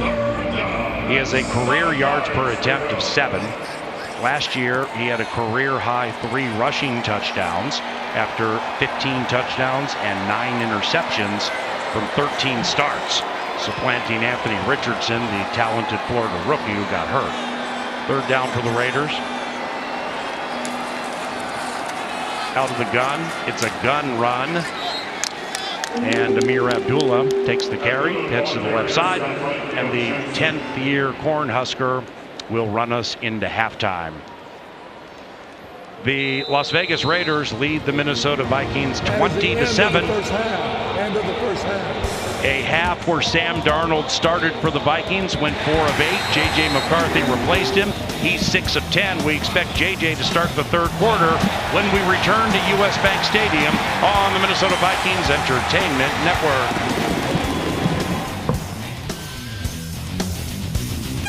The third quarter is around the corner. Welcome back to U.S. Bank Stadium. Welcome to the simulcast on NFL Network, Fox 9. And we welcome FM 100.3 KFAN, the flagship for Minnesota Vikings football for more than 2 decades. We welcome all of you to U.S. Bank Stadium. The third quarter's around the corner, and it's a wonderful opportunity for us, Pete Bursage, Ben Lieber, and yours truly, Paul Allen, to chat with Justin Jefferson, who is going to be mic'd up on the sideline during the entire third quarter, in and out of breaks. We're going to do the same thing with head coach Kevin O'Connell for the third preseason game against Philadelphia. The middle one, Cleveland, next game, that's to be determined, but we will have somebody, probably Harrison Smith, on the sideline as your Vikings head out for the third quarter. What do you think so far? I have to give credit to the Raiders for being prepared, right? They've been a little bit more physical. I think they've run the ball a little bit better and had a little bit better of a plan coming into this game. For the Minnesota Vikings, I like what Darnold did. He had a couple speed out routes, especially a throw to Jordan Addison. So there's been some good things there. McCarthy, I think, just needs to get used to the speed of the game. His throws a little bit late, a little faster on the bootlegs, those kinds of things. So getting the field goal block, though, that's something you don't want to see. And I think the special teams has some catching up to do. They look probably the most behind out of the 3 phases of this team. And we were told in the offseason, having you watched a lot more of J.J. McCarthy at Michigan than did I, but his natural sense of feeling pressure. In fact, hockey's his first love, and he credits hockey and the quick twitch that goes into it with his reactionary skills when it comes to feeling pressure from on-charging defensive players. And we saw that a couple of times. He was bouncing off guys. Yeah, I think we saw that with Darnold and with McCarthy bouncing off. We got to get a little bit better protection out of the running backs, I think, when teams decide to blitz. But you're right, Paul. He was able to move in the pocket and extend some plays. Now, the interception, he's just got to learn to use a little arm talent there, right? Just to keep leading the wide receiver before he gets to Tristan Jackson, before he gets out of bounds. So some good, some bad, but that's what you expect. First time out there. This guy's just not going to just hit the ground running. He's got some work to do, especially in the transition. I think the speed is the biggest thing. This game at this level is so much faster than college football.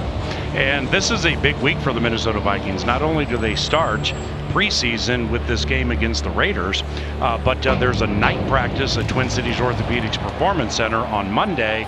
Then we leave Tuesday to go to Cleveland for joint practices against a very physical Cleveland Browns team Wednesday and Thursday, chill on Friday, and then the second preseason game is on Saturday.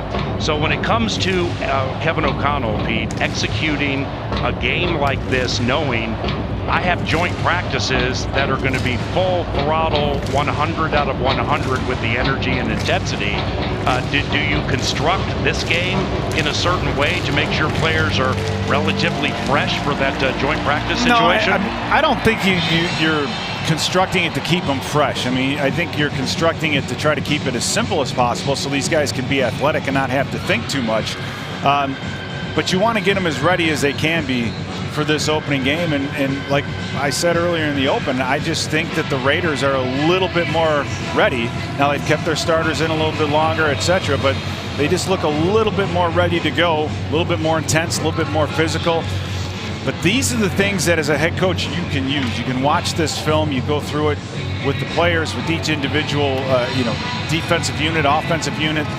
Where can we get better? What do we have to improve on? And it gives you that sense of urgency going into 2 practices at Cleveland and then the game ultimately on Saturday. So you're getting a lot of work in an 8-day period. You're getting 2 games, 2 practices, and I hope we see a different team this coming Saturday than maybe what we've seen so far today.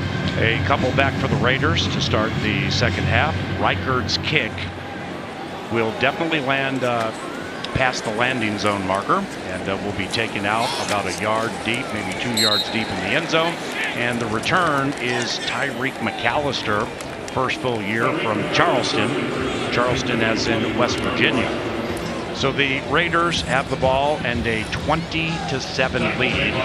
Gardner Minshew played a majority of the first half for the Las Vegas Raiders. Went 6 of 12, 117 yards and a TD. And the Raiders will begin at their own 23-yard line with a 20-7 lead. And in at quarterback is Anthony Brown Jr. in his first full year from Oregon. He's going to go out of the shotgun.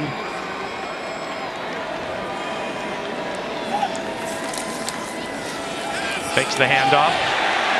Is able to get away from the pressure for a second, but on his first play, it definitely was inauspicious for the quarterback. Bo Richter, undrafted from Air Force, came flying in there to get a sack. Now, Bo Richter having a very good college career, 5 years at Air Force Academy, and it's seeing that COVID effect of guys playing 5-6 years in college football, but 11.5 sacks. And last year, 2023, 19.5 tackles for losses, 10 sacks, 45 tackles, a very, very productive football player. So him getting the opportunity to get out here and light things up a little bit is fantastic for him. Tyler Manoa and Taimani are the defensive tackles as Brown throws left, and it's caught. Flag on the play. No, it's dropped. It was incomplete. Flag on the play. And the intended receiver was the guy who returned the kick, Tyreek McAllister.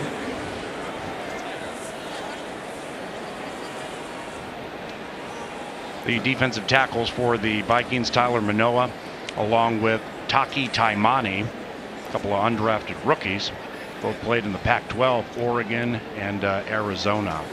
I think you're getting a perfect example of how important experience is. You watch this Raider offense and how they went about their business with Minshew and O'Connell in that quarterback. Now you switch to Anthony Brown Jr. and we're seeing late snaps, guys not getting the line of scrimmage. I mean, experience in this league is the most valuable asset, and it's so hard to get. Offense number 82. Penalties decline.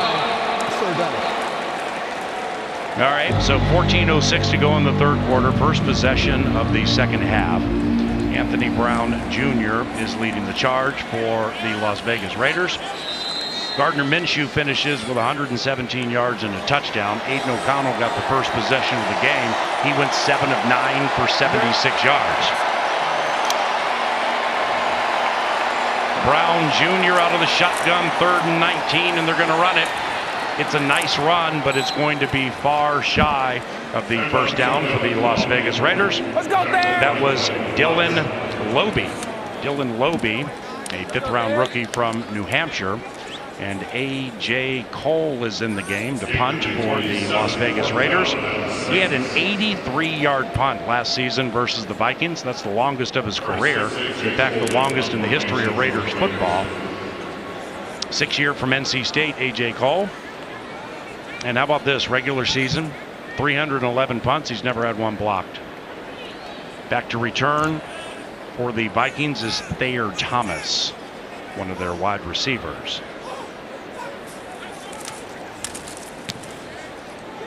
Cole's first punt. Let's go there. Thayer. Let's go there. There's JJ. Let's go there, said JJ. I mean Justin. I mean Jets. I mean Justin Jefferson. The man laughing is the best receiver in the NFL, Justin Jefferson. He joins us next on the Vikings Entertainment Network. Vikings football, courtesy of the Vikings Entertainment Network, returns to KFAN, Fox 9, and NFL Network with that guy, Justin Jefferson, nice enough to join us on the sideline. He's mic'd up. Ben Lieber has joined us in the booth. Justin, Paul Allen, let me start here. How much did Sam Newton have to bug you all week to actually do this in the third quarter? He bugged me a little bit, but hey, he told me some of the guys that I love, I'm gonna be talking to him throughout the third quarter. So I said, why not? J.J. McCarthy starts the third quarter, playing significantly in the second quarter. If Kevin O'Connell were to let you call plays, Justin, what would you be calling? Deep balls. Hey, I got to go with the deep ball. I think our guys are some of the best at tracking the ball deep and just winning those one-on-one battles. So I'm gonna have to stay with the go ball and give our guys some shots downfield. Well, Justin, let's just start right there with McCarthy getting the nod coming out of halftime. He gets a chance to kind of settle in and see what it feels like to come out of halftime after playing basically the whole first half. Right. What have you seen? What have you liked, to see him first time in action on the field, off the field, how he makes adjustments on the sidelines? Hey, I'm very impressed on how he's been becoming this whole training camp. Nice. Hey, I'm sorry, man. No, that's great. I'm focused that's into what the we game. want. Yeah. But I think he's been doing a great job just trying to be the player that he is and trying to learn to become a part of this system and to become that top tier quarterback. Yeah, JJ, we met earlier this week with Kwesi Dofamensa and with Kevin O'Connell, and they kept talking about this guy named Speedy. And we were not aware that it was Jalen Naylor, but there's quite a battle going on for the number 3 receiver spot. So kind of after this play, we could talk about what you like about Jalen Naylor, and then what about Brandon Powell that people need to know. McCarthy over the middle, incomplete at the 44. It is 3rd and 9. Yeah, the guys you share the room with. What do you think? Yeah, I mean, Speedy has been having a tremendous training camp. I mean, he's been balling, making plays. I mean, he's been that guy for us this training camp. I definitely would say he's mostly the MVP of the offense for this year's training camp for sure. But I mean, we have so many different guys throughout this receiver room. It's definitely going to be tough to try to pick out that third receiver. McCarthy, shotgun on 3rd down. Raiders blitz again. Pass over the middle. Catch, Nick! Good catch, Nick Muse. Good catch, Nick! Well, that's fantastic. Nick Muse, 3rd-year South Carolina, with a first down catch right in front of Justin Jefferson, who's with us on the Viking sideline. Pete called you JJ. I called you Justin. We've read that it's going to be Jets. So until McCarthy plays full time, I mean, is JJ still in play, or is that dead? Hey man, I think we already had this discussion especially with JJ. Yeah. I think I'm gonna switch over, man. I think he's gonna have the full rights to JJ from now on. Yep. And I mean, I think I'm gonna be the Jets, man. I think I'm gonna keep. Oh, there we go. Oh, here it is. Let's go. Boom. Hey. Let's go. Let's go. McCarthy's 45 yards to Tristan Jackson. And with Justin Jefferson cheering on the sideline, it's 2013 Raiders.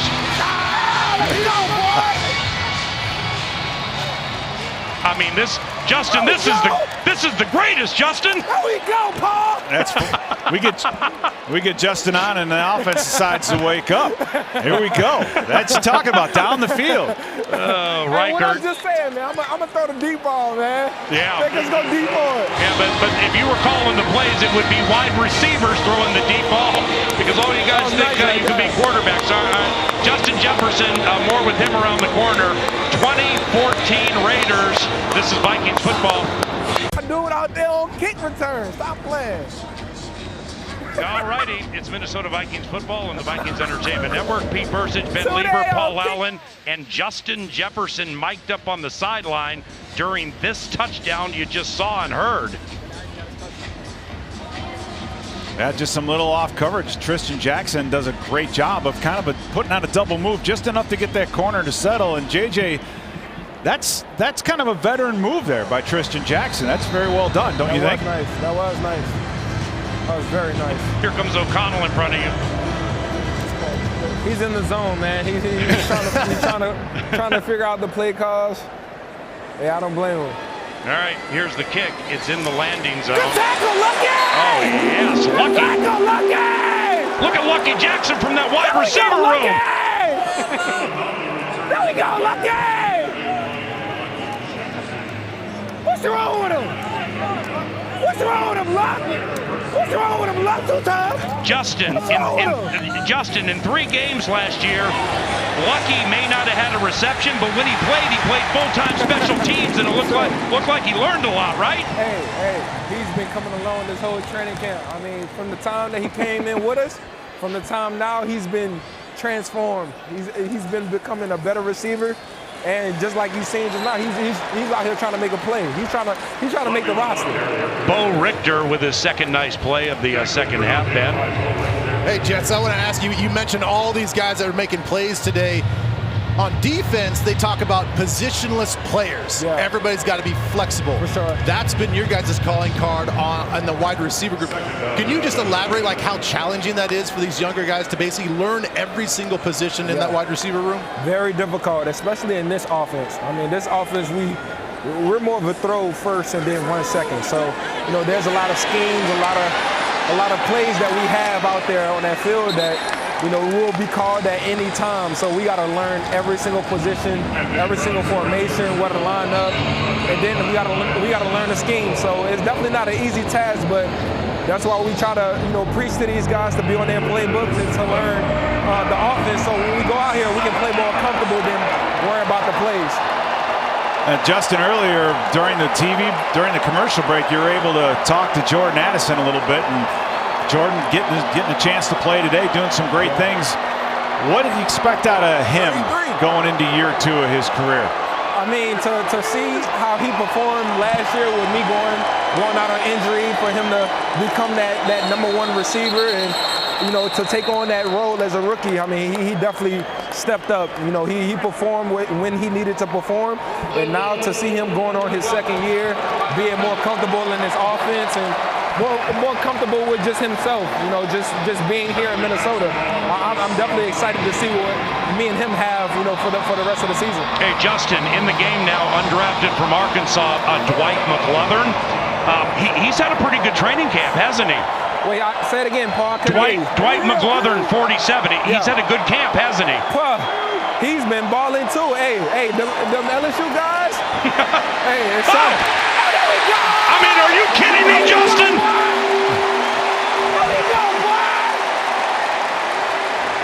Oh, we balling, man. I need to get on the mic more often. Levi Drake Rodriguez with the sack. Justin, since you've been on the microphone, everything has turned positive. I need to get on the mic more often, man. I need to talk to y'all guys more often. Maybe throughout the possessions when I'm on defense, maybe I can talk to y'all a little bit more often. I mean, yeah. We're in for that. Maybe they can bump that new deal you got by like $100 grand, and we'll take it. For sure, Paul. You know what it is. All right, here's A.J. Cole. He has a big leg, kicked an 83-yard punt against the Vikings at Allegiant last year. Let's go there. All right, here's Thayer. Let's go there. Let's go there. Come on, Thayer. All right, Justin, we're going to pause. You're fantastic. 8:57 to go in the third quarter. Raiders lead 20-14 on the Minnesota Vikings Entertainment Network.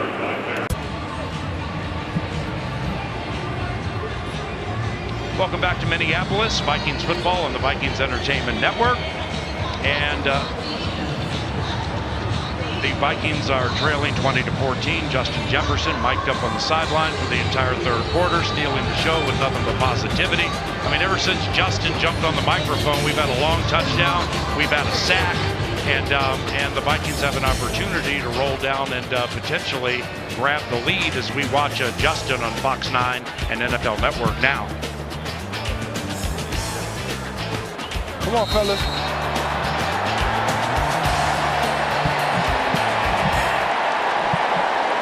All right, McCarthy, Gaskin. Get out of there, boy.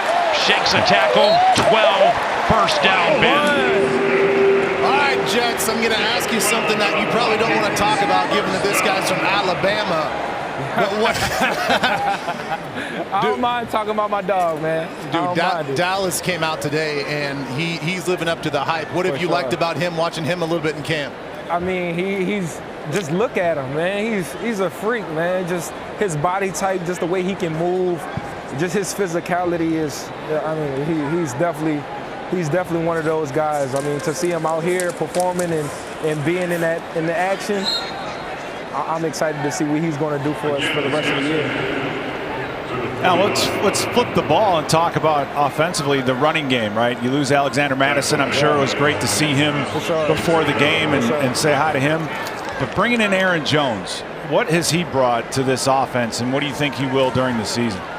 I mean, just just being on the opposite side of Aaron and seeing what he can do for Green Bay, and to see the plays that he's making on that side. I mean, I'm tremendously excited to see him on this side of the ball in that purple and gold. To see the explosion that he has, the speed that he has, and he's that veteran. So for him to have that leadership towards our team is definitely going to be a lot better for our offense. Explain to the listeners, though, what exactly about the running game? How does that improve your options in the passing game? Yeah, I mean,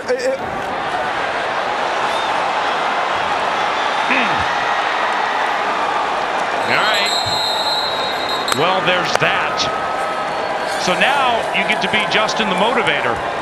Yeah, man. Hey, the worst part about this game is there's so many ups and downs into it. You know, there's things that you can be happy about and things that you don't like. So it's throughout the game you got to hold your composure. You got to make sure the guys' heads are up and keeping that same momentum, that same energy. So whenever things don't go well, you know, it's a little difficult to get everybody back on their feet and to move on to the next play. But, you know, it is what it is. And you got to make sure, as the leader of the team, you got to make sure everybody's, you know, heads up and keep on pushing.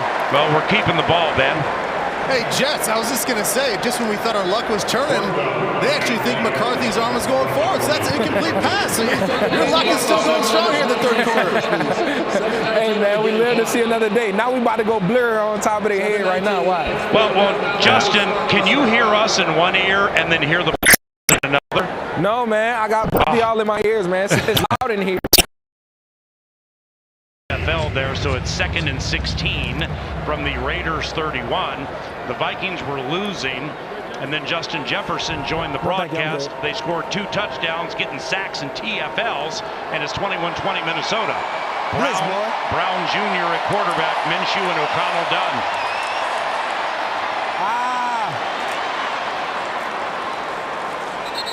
That's Jalen Guyton, 5th year from North Texas, from Anthony Brown Jr. What we're seeing the replay. You can't see it, Justin, but what route was that right there? That was a dagger, man. Yeah. Right now? Yes, I am. You want to say hey? I do. Well, the real question is, why does I see Justin? He never stands by himself off the energy, the igniter. Oh, wow. Why in the world is he standing off by himself, talking to himself? Now I know. Now you know, man. Now you know. You know. Well, here's a secret for you, Justin. Kevin's doing it in the Philadelphia preseason game, so then you can come razz him. Yeah, I'm gonna harass him whenever it's his turn.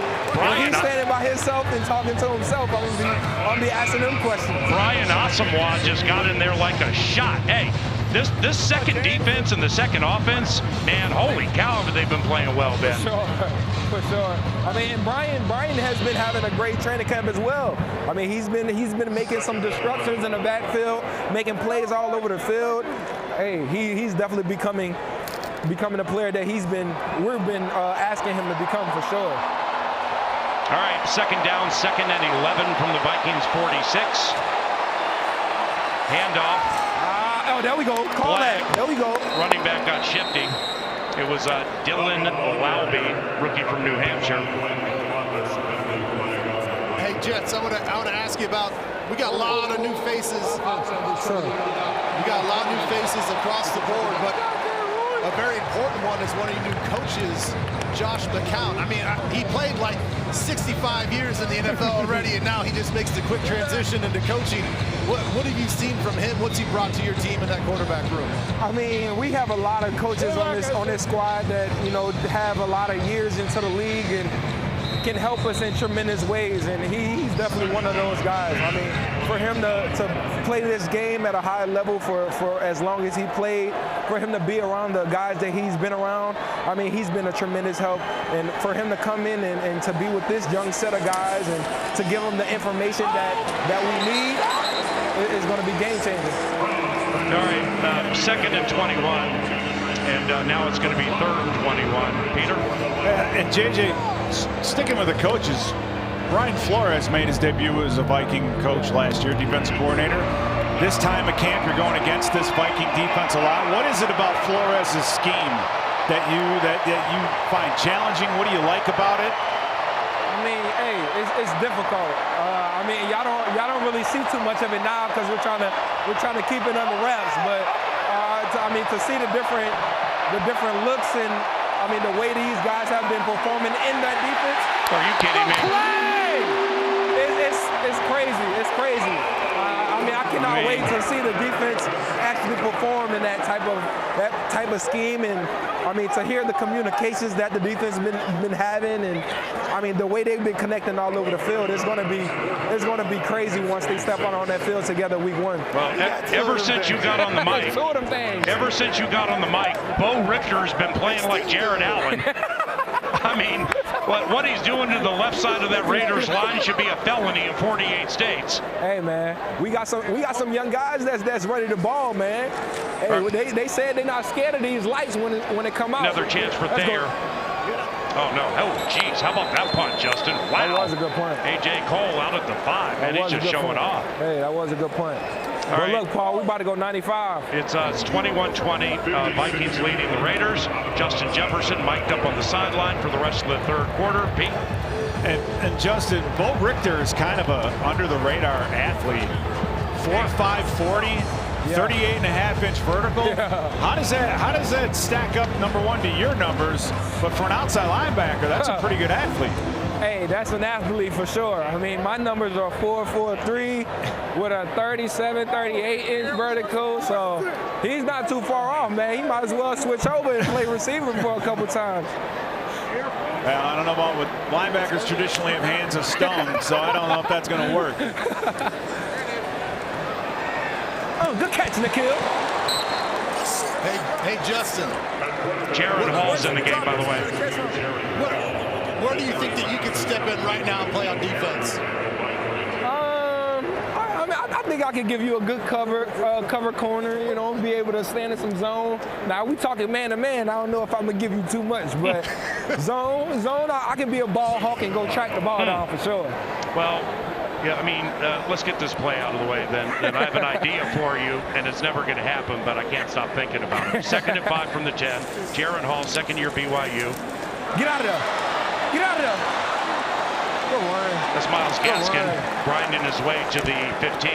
Well, with this new kickoff situation, I mean, honestly, if you caught it on the run, you'd be unstoppable. But, I mean, if, like, you got hit the wrong way, well, then somebody's going to lose a job for having you out there. But ever since I started watching this kickoff in preseason, I'm like, Justin is twitchy and he weaves. You'd be unbelievable, man.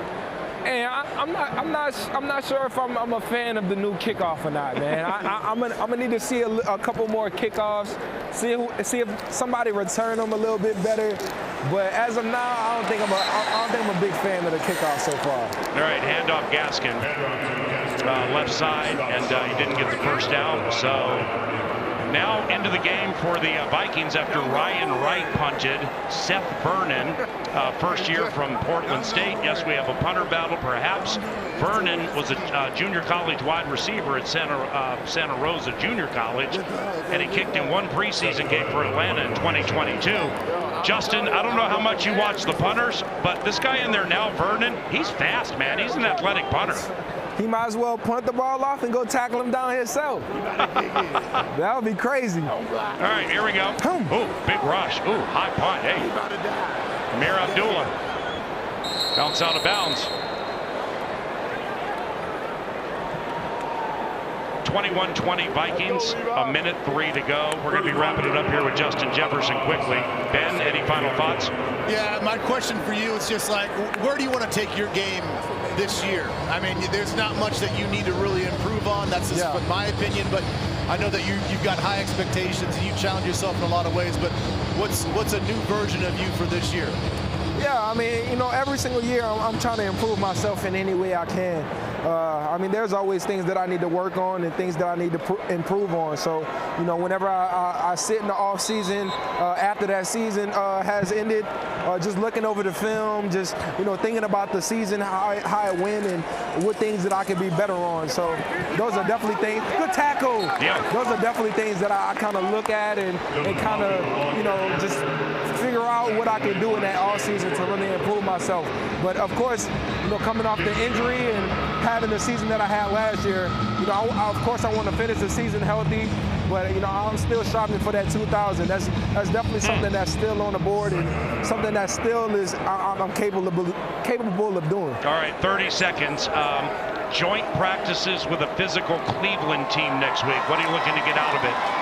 I feel like that would be a great experience for us, just to go against a top defense like they have over there, to get some work in with their corners and to get some work in with their D line to help our O line out. But I like the joint practices to give us some extra looks and for us to go against somebody different than when we go in going against our guys every single day throughout the week. So it's definitely going to be a great time going against them and to perfect our game in a different way. But I'm excited for sure. Talk about great time. That was awesome, Justin. You're welcome anytime you'd like to join. Thank you, man. You're a natural, my man. Y'all have me on soon, and man. we played great with you on the mic. See you later, all right?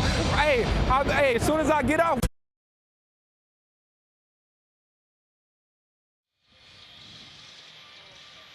Welcome back to Minnesota Vikings football on the Vikings Entertainment Network.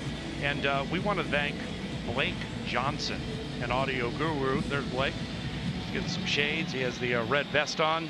He made all of that happen with Justin Jefferson. So, Blake, on behalf of all of us, I've called Minnesota Vikings games into my 23rd year. That's one of the highlights I've ever been part of through all of the games, and wouldn't have happened without Blake's attention to detail. So thank you very much. 21-20 Vikings. Raiders ball. First down. Handoff. Running back gets shifty up the middle. Sincere McCormick. Angling left and back to the right. Gets about to the 20 and a Raiders first down. Sincere McCormick. Well, boy, one thing for sure since we brought JJ on with the Vikings is they've gotten more explosive on offense, and then defensively been able to get after the quarterback. So if we're going to make a stop here and force the Raiders to try and make a field goal attempt, we're going to have to shore up this run game and then keep getting after the quarterback. I mean, it's like the come down right now after that Jefferson energy trip and adrenaline rush. It's not like, I mean, we're blessed to do this job. It's a fun job. The game's fun. It's close.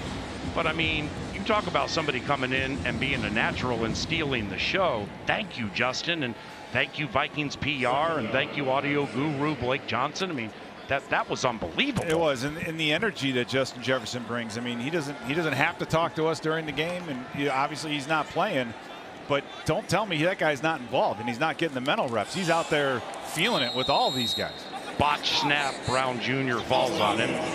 Bo Richter touched him down. So, I mean, this Bo Richter, I mean, he's just like part of everything so far in the second half. Yeah, he is, and I talked a little bit about with Justin, and what's interesting is, according to Justin, Bo Richter had a better vertical jump at 38.5 inches than he did, a little bit less on the 40 at a 4.5. So, but he has that physical ability. You know, we got a couple guys from the military academies on the team, and so between he and Andre Carter, these guys need a little bit more time, I think, to develop because of what they propose and the responsibilities after they're done playing. Sincere McCormick on 3rd and 7 with weaving between the hash marks, and he comes up just a little short of the first down. It's now 4th and 2 from the Vikings 12. I'm just not sure with this Anthony Brown Jr., their third quarterback. I'm not sure they want him to throw. I mean, everything's been read option. There he goes. Read option. There the running back goes. So 4th and 2 from the 12. We will see what they unfurl here. Sincere McCormick is the tailback. Offset eye right. Brown Jr. Play action. Rolls out to the right. Looking to run. Got the first down inside the 10 after shaking an Asamoah tackle. Like I told you, man, I'm not sure they want this guy to throw, but when he runs, man, he runs like the wind. Yeah, he really does. You mentioned Brian Asamoah, and Brian, we know how athletic he is. He's just had a hard time staying on the field due to injuries and things of that nature. But when he's out there, he's dynamic, and I think he brings a little bit of a level to the passing game. His awareness in the zone coverages is his strength going into this season. First and goal for the Raiders. Offset eye left, Brown Jr. to McCormick. Swallowed up at the line of scrimmage, but then he falls ahead to the 5 for a gain of 3. That'll make it second and goal for the Las Vegas Raiders, trailing 21-20, 11.5 minutes to go in the first preseason game. Touchdowns today have been Gardner Minshew, 20 to DJ Turner. Kene Wanwu ran one in from 48. Zamir White, their starting tailback, made it 17-7 with a 2-yard run. J.J. McCarthy hit Lucky Jackson for a long touchdown, or was that Tristan Jackson, that is.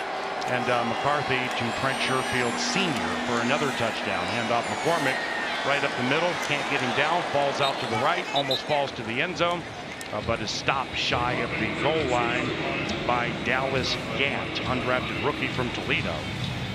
Yeah, and talking to Justin Jefferson, he was talking about just getting vertical and how at his core as a wide receiver, he loves going deep. And we really didn't take any shots offensively deep early in the game, but that's what really changed in the second half. And so you start running the ball a little bit more effectively, that play action game starts to creep in, and you're starting to get some receivers behind some safeties. But going deep is an identity of this offense, and we have to find a way to do it. A read option. They picked the wrong option or the wrong read. They gave it to McCormick. Lynch ate him up. Now it's 4th down. A bunch of new players in for the Vikings, including Owen Porter, somebody I've liked during training camp. Wears number 57. He's an edge. Mike Pettin coaches the edge players for Brian Flores, the defensive coordinator. Porter, an undrafted rookie from Marshall. So it's 21-20. Vikings lead. Clock runs. Daniel Carlson. Yes, that Daniel Carlson. In for a field goal try, 23 yards right hash.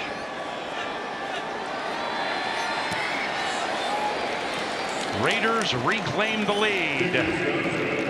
23-21 Las Vegas. From Minneapolis, it's Vikings football. Alrighty, Vikings football back on the Vikings Entertainment Network. 4th quarter, Raiders lead by 2. Earlier today at halftime here at US Bank Stadium, we featured 2 girls high school flag football teams.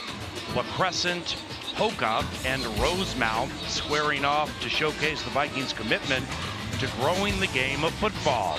If you'd like to learn more about how the Vikings can support girls flag football in your community, visit Vikings.com/girlsflag.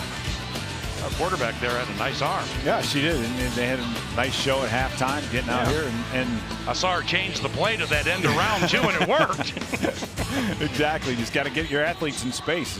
It's true for girls flag as it is for the National Football League, but it being an upcoming Olympic sport, there's a lot of interest and support in it right now. Here's Carlson's kick, and it's over the head. No, it's not. Dwayne McBride fields it at the 1. And here comes McBride to the 10 to the 15, stumbles at the 18, gets himself up and gets to the 26-yard line for a return of 27 yards. Jonathan Grenard, a big free agent acquisition from the Minnesota Vikings from the Houston Texans, will be joining Ben Lieber from the sideline shortly.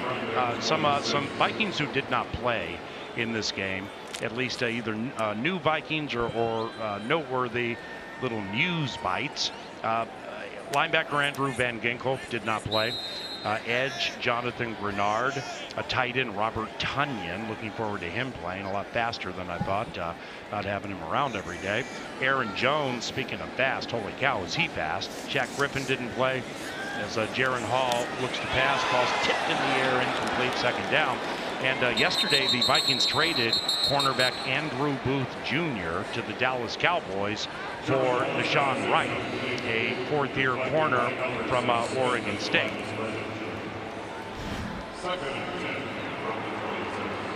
Here's Aaron Jones, new member of the Minnesota Vikings. I mean, he was the identity of the Green Bay Packers offense at the end of last season. Yeah, Paul, you mentioned that in the playoff run. I mean, you look at his regular season, he had 2 touchdowns rushing during the regular season. He had 3 in 2 playoff games, averaged 113 yards a playoff game. So he definitely carried a lot of that offense. I think he's a big part of why Jordan Love got paid the way he did, because of that offense and being able to not only throw the ball but run the ball, and those two phases of the game working with each other. So great to have him here. And like I said, we see a little bit of a different running game with Ty Chandler in there, with Kene Nwanwu in there, and then what are we going to see with Aaron Jones? And I think that's something that the Vikings are going to, the cards that they're going to keep close to their chest and not really give it away in the preseason. So Oklahoma rookie Walter Rouse played in the first half at right guard, now right tackle that is. Now he's the left tackle for Jaron Hall. Back to pass on 3rd and 6. Ball is tipped up in the air and it's incomplete. There, number 74, Spencer Rowland. What's going on, Spencer Rowland? Undrafted rookie from North Carolina. He's a 2018 graduate of Apple Valley High School. Spent 4 years playing for Harvard and a couple for the North Carolina Tar Heels. And Spencer Rowland getting his first National Football League action in his home state, where he was an offensive and defensive menace for Apple Valley High School. And dare we say he's the best offensive lineman from Harvard this team's ever had? No, I don't think Matt Burke would enjoy that. No, I mean, but he's got a shot. Yeah, I'm not just thinking offensive line. I mean, I'm thinking like Isaiah Kazabinsky, Harvard, just all these Harvard players. He might be the best if they give him a chance. Off the punt, Raiders on the return, and it's returning it for the Raiders in the 4th quarter, Tyreek McAllister. 23-21 Raiders on the Vikings Back at US Bank Stadium, Vikings football courtesy of the Vikings Entertainment Network. 23-21 Raiders. Sam Darnold played a series. Pete, what'd you think? I thought his timing was good. You're going to see a throw here to Tristan Jackson where he just gets it over the hands of the linebacker. That's a combination of accuracy and touch in this right here.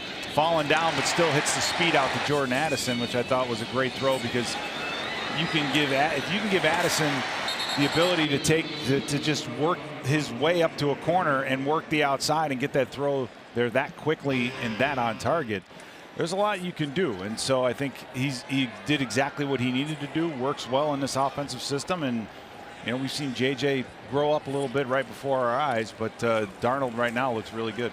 Bradley Carter, now the quarterback for the Las Vegas Raiders. He's a rookie from South Alabama. So they've gone wheeling through all 4 of their quarterbacks on the roster. Aiden O'Connell, he started the game, went 7 of 9, supplanted by Gardner Minshew. And Minshew led the Raiders on a couple of touchdown drives. One was off a J.J. McCarthy interception, where he eventually hit DJ Turner for a 20-yard TD. And then he got led a drive where Zamir White, running back, finished it from 2 yards out. Then Anthony Brown Jr. and then now the South Alabama kid on 2nd down. And the handoff goes to Britton Brown, 3rd year from UCLA, midway through the 4th quarter.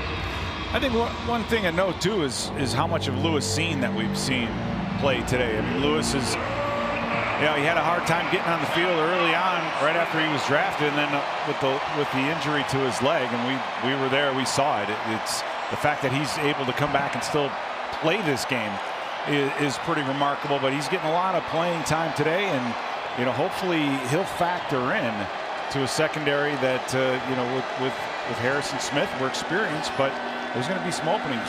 A.J. Green III, the left corner, no relation.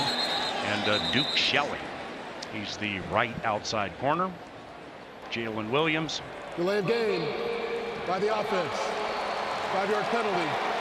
3rd down. Jalen Williams, first full year from Indiana. He's the other corner, making up the nickel. Lewis Cine, Brian Asamoah, Jacoby Francis, they're all in. Levi Drake Rodriguez, 7th round draft from the most recent draft. He has a sack. He's in with Jalen Redmond, who Kevin O'Connell brought up to us in a production meeting earlier this week. Andre Carter II and Owen Porter. They're the edges.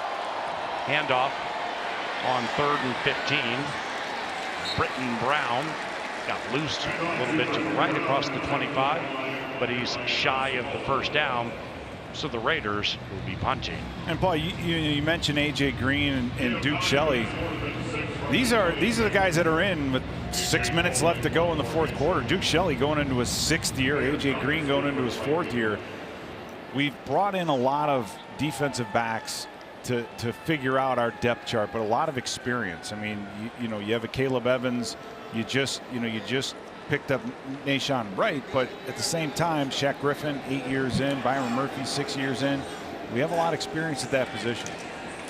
A.J. Cole's last punt was a beauty. Went out of bounds at the 5. Thayer Thomas moonwalking to the 13 and calls for a fair catch. 23-21 Raiders, 6:14 to go in the game. Jonathan Grenard with Ben Lieber next. Vikings football courtesy of the Vikings Entertainment Network. Paul Allen, Pete Bursich, Aaron Jones, and Ben Lieber with Jonathan Grenard. Yeah, appreciate it, Paul. Yeah, I'm here with Jonathan Grenard, newly acquired free agent from Houston, coming off a career-high 12.5 sacks. Dang, Jonathan had a good year. This is your chance right now to talk good about all the fans in the organization. What's your initial thoughts? You haven't been here but a few months. You've gone through training camp right now. What do you love about this organization and the fans so far? I mean, for a preseason game, this is absolutely amazing. I'm not used to this, but with the fans in the city, it's been amazing so far to me and my family. The teammates, everybody just making this whole situation, this whole transition that much better and easier when you got love from everybody just like this. So I'm excited, man. I love what I see so far. Well, when you were in Houston, you got a chance to see Brian Flores run his defense in Miami. Sounds like you were impressed when you were watching from the other sideline. Now you have a chance to be in his scheme. What do you love about being in this scheme, and how do you think you're going to fit in? Yeah, man, he's super aggressive, understands football really well, understands how teams want to attack him.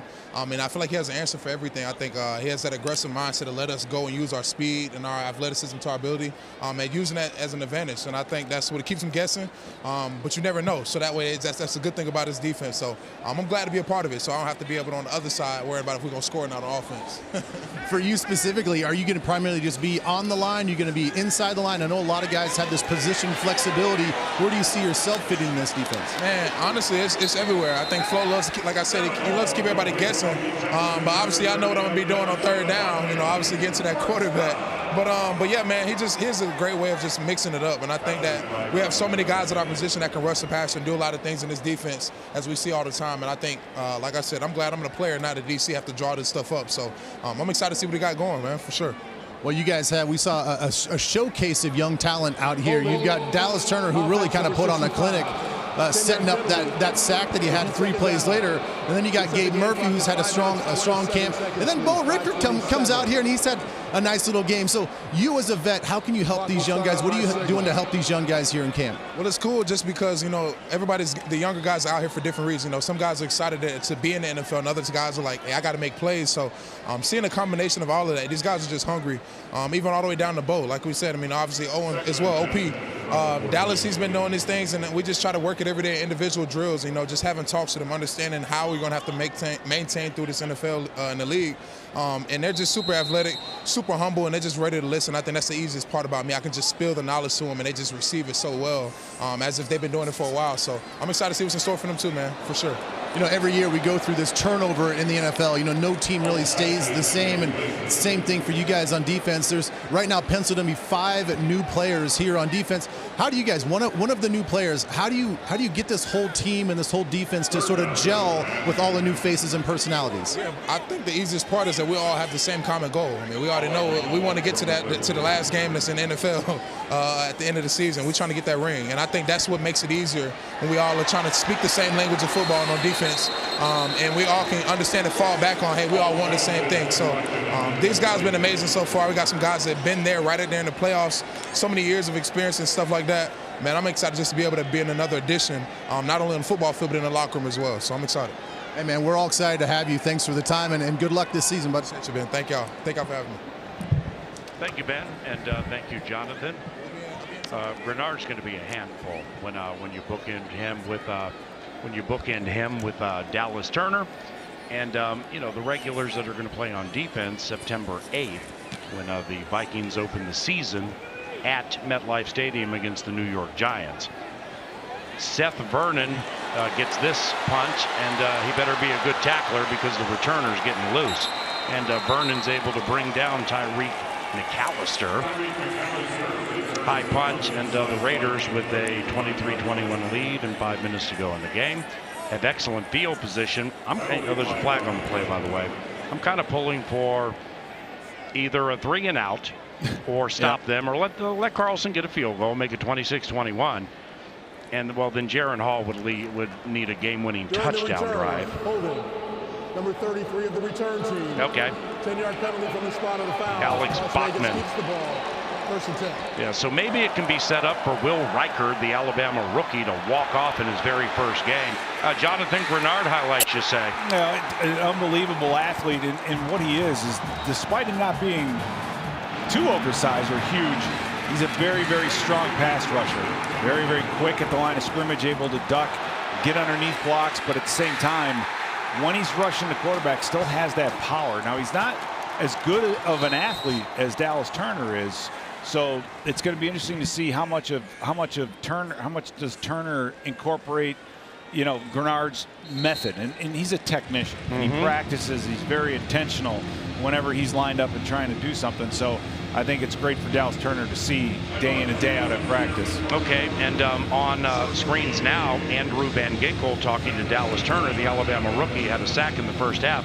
Van Ginkel, when he's described as being really good on and off the ball, what does that mean, and what do you like about it? Well, as a linebacker, you have really historically had 2 types: guys that played off the ball, the Mike and the Will, and then maybe a Sam or a guy that would walk up on a tight end and be able to jam and cover and be big enough and strong enough to hold the edge and long enough to play against tight ends in the NFL. So all of these guys, Van Ginkel, Grenard, Dallas Turner, they all have a lot of position flexibility, meaning when you take someone like a Daniil Hunter and drop him in the flat, he's okay. His job, he's a 4-3 defensive end. He's supposed to get after the quarterback.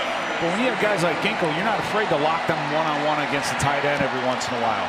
You have that flexibility, and that's what we've seen out of Flores, right? Be able to create certain schemes, get us, understand the blocking scheme so you can send the right guys at the right time and create matchups that are going to ultimately be wins on defense. Van Ginkel grew up a Vikings fan in Rock Valley, Iowa.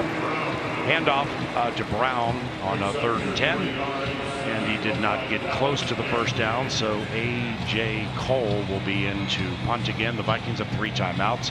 Likewise for the Raiders, and Las Vegas leads 23-21. Thayer Thomas heads onto the field to return the punt. So if Jaron Hall can get the squad down the field to even like the 45-man or whatever, I just want the Alabama rookie to be put in a position to maybe kick a game-winning field goal. Okay, we're happy for you, right? It's preseason. Nah, I mean, every little thing matters to these athletes when it comes to establishing positivity and showing themselves that they can do it. Thayer Thomas, fair catch at about the 10-yard line. Get that big help. I think I'm going to be the Jets, man. I think I'm going to keep. Oh, there we go. Oh, here it is. Let's go. Boom.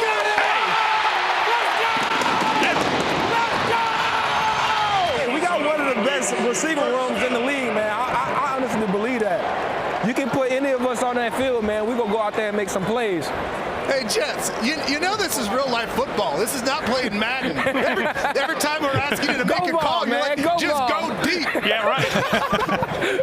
McCarthy, go route, boy. Under center, Trent Sherfield Sr., veteran, short motion to the right, play action. Got him, got him, got him.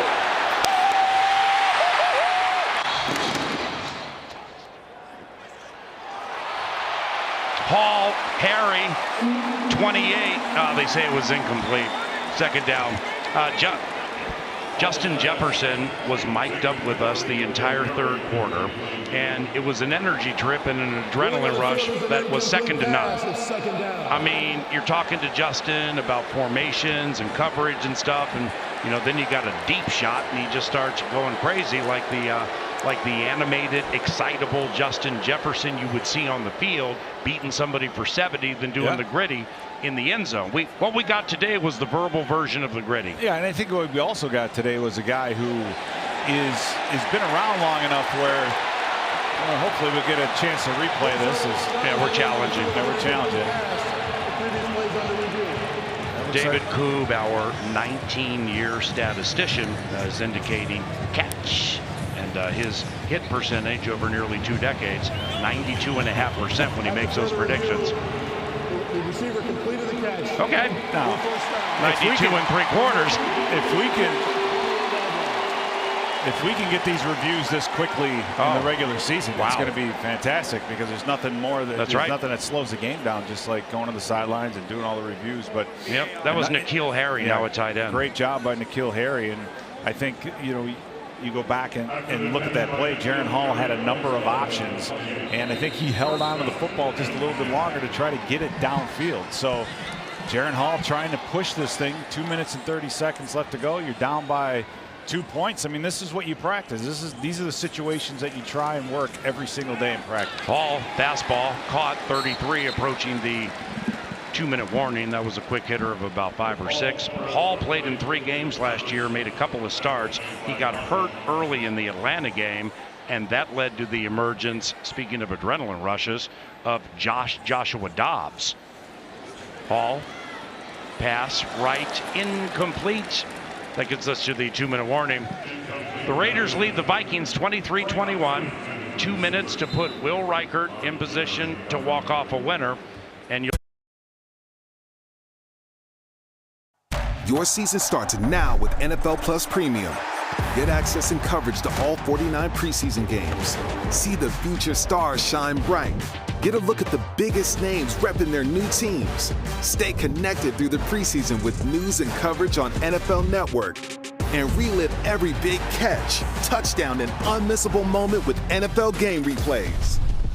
Watch the NFL preseason with NFL Plus Premium. Sign up today. Hey, welcome back to Vikings football on the Vikings Entertainment Network. Minnesota has the ball, down 2 points. There is Alabama rookie Will Reichert. Let's dust off the Will Reichert intel, just in case he has an opportunity to walk off a winner. 47-49 at Alabama from 40 and in his 5 years there. His long at Alabama was 52 yards. That took place against J.J. McCarthy and the Michigan Wolverines in the 2024 Rose Bowl. Now, Reichert hit a 53-yarder when he played at Hoover High School in Alabama and did so against Oak Mountain. That might be an unbelievable rivalry that I'm shortchanging a little bit, back in 2018. So the leg strength is there. The opportunity so far is not. 3rd down, Hall. Deflected, bounces off the hands of McBride. Incomplete, could have been picked up. Oh, we're punting. So much for the where there's a will, there's a win possibility.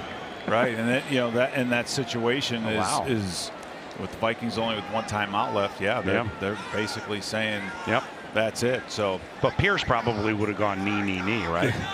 Yeah, probably. Now he's short a guy. This is a nightmare for special teams coaches, especially in the 4th quarter when certain guys are in, certain guys are out. Yeah. Just make sure you got 11 guys on the field. That's always, like I said, it keeps them up at night. Tight end Trey Knox, the late one to run in. Ryan Wright with a boomer. Fair catch at the 12-yard line. Excellent punch by Ryan Wright, 2nd year from Tulane. I make that 3rd year from Tulane because we remember 3 preseasons ago, what would be 2022, we're at Empower at Mile High, and the Aussie, had quite the accomplished career with the Steelers. Jordan Berry was battling it out with Ryan Wright, and I mean, Wright just stole the show that night at Denver, and they cut Berry, and it was Ryan's money. Then Ryan went the entire rookie 2022. Entire regular season with 0 touchbacks. Then he had one in the playoff game against the Giants. But my man had 7 last year, and I know that's something special teams coordinator Matt Daniels definitely wants to have turned around. Assuming Wright's the punter, but we shouldn't make that assumption. Seth Vernon got a couple of punts today. I mean. No, he did, and it's a sad but true fact that that the competition is what makes you better. And, you know, for Ryan Wright, I think he understands, he knows exactly what he needs to do better. But, you know, bringing in someone else like Andrew DePaula to help push him is going to make him better. J.J. McCarthy from earlier today.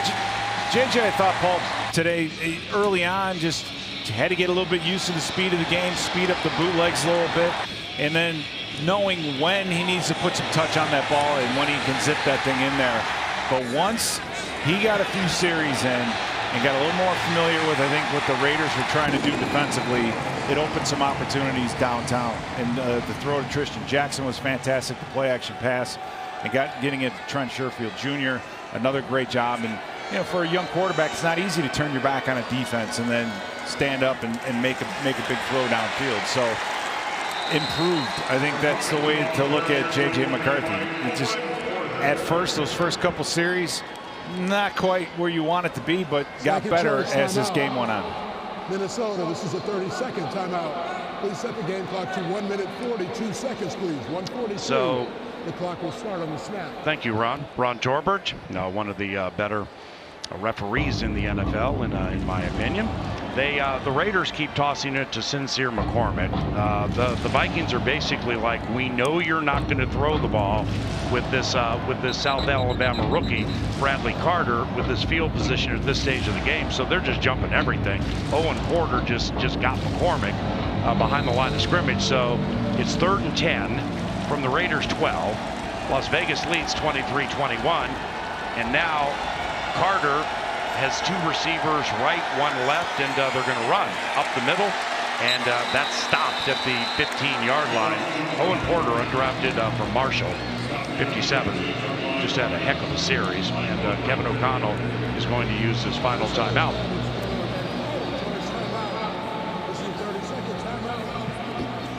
We still have a chance for Reichert to walk off. Chip Charon a chance. You know, you mentioned special teams, Paul, and today it's been a little bit up and down. Penalties on kickoff return. You had a field goal block. A couple other things that have running guys on the field late.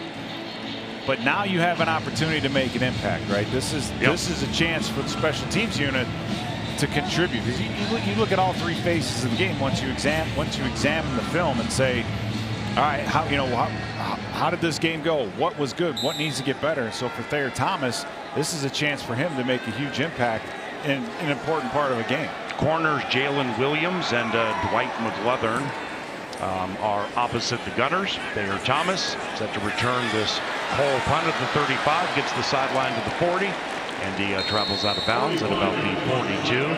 Jalen Guyton, the backup wide receiver for Antonio Pierce's Raiders, escorted him out of bounds. So we have 1.5 minutes to go. Jaron Hall at quarterback. Las Vegas leads 23-21, and the opportunity for Will Reichert to walk off a winner, even, what do you think, 65 and in, simply because it's preseason?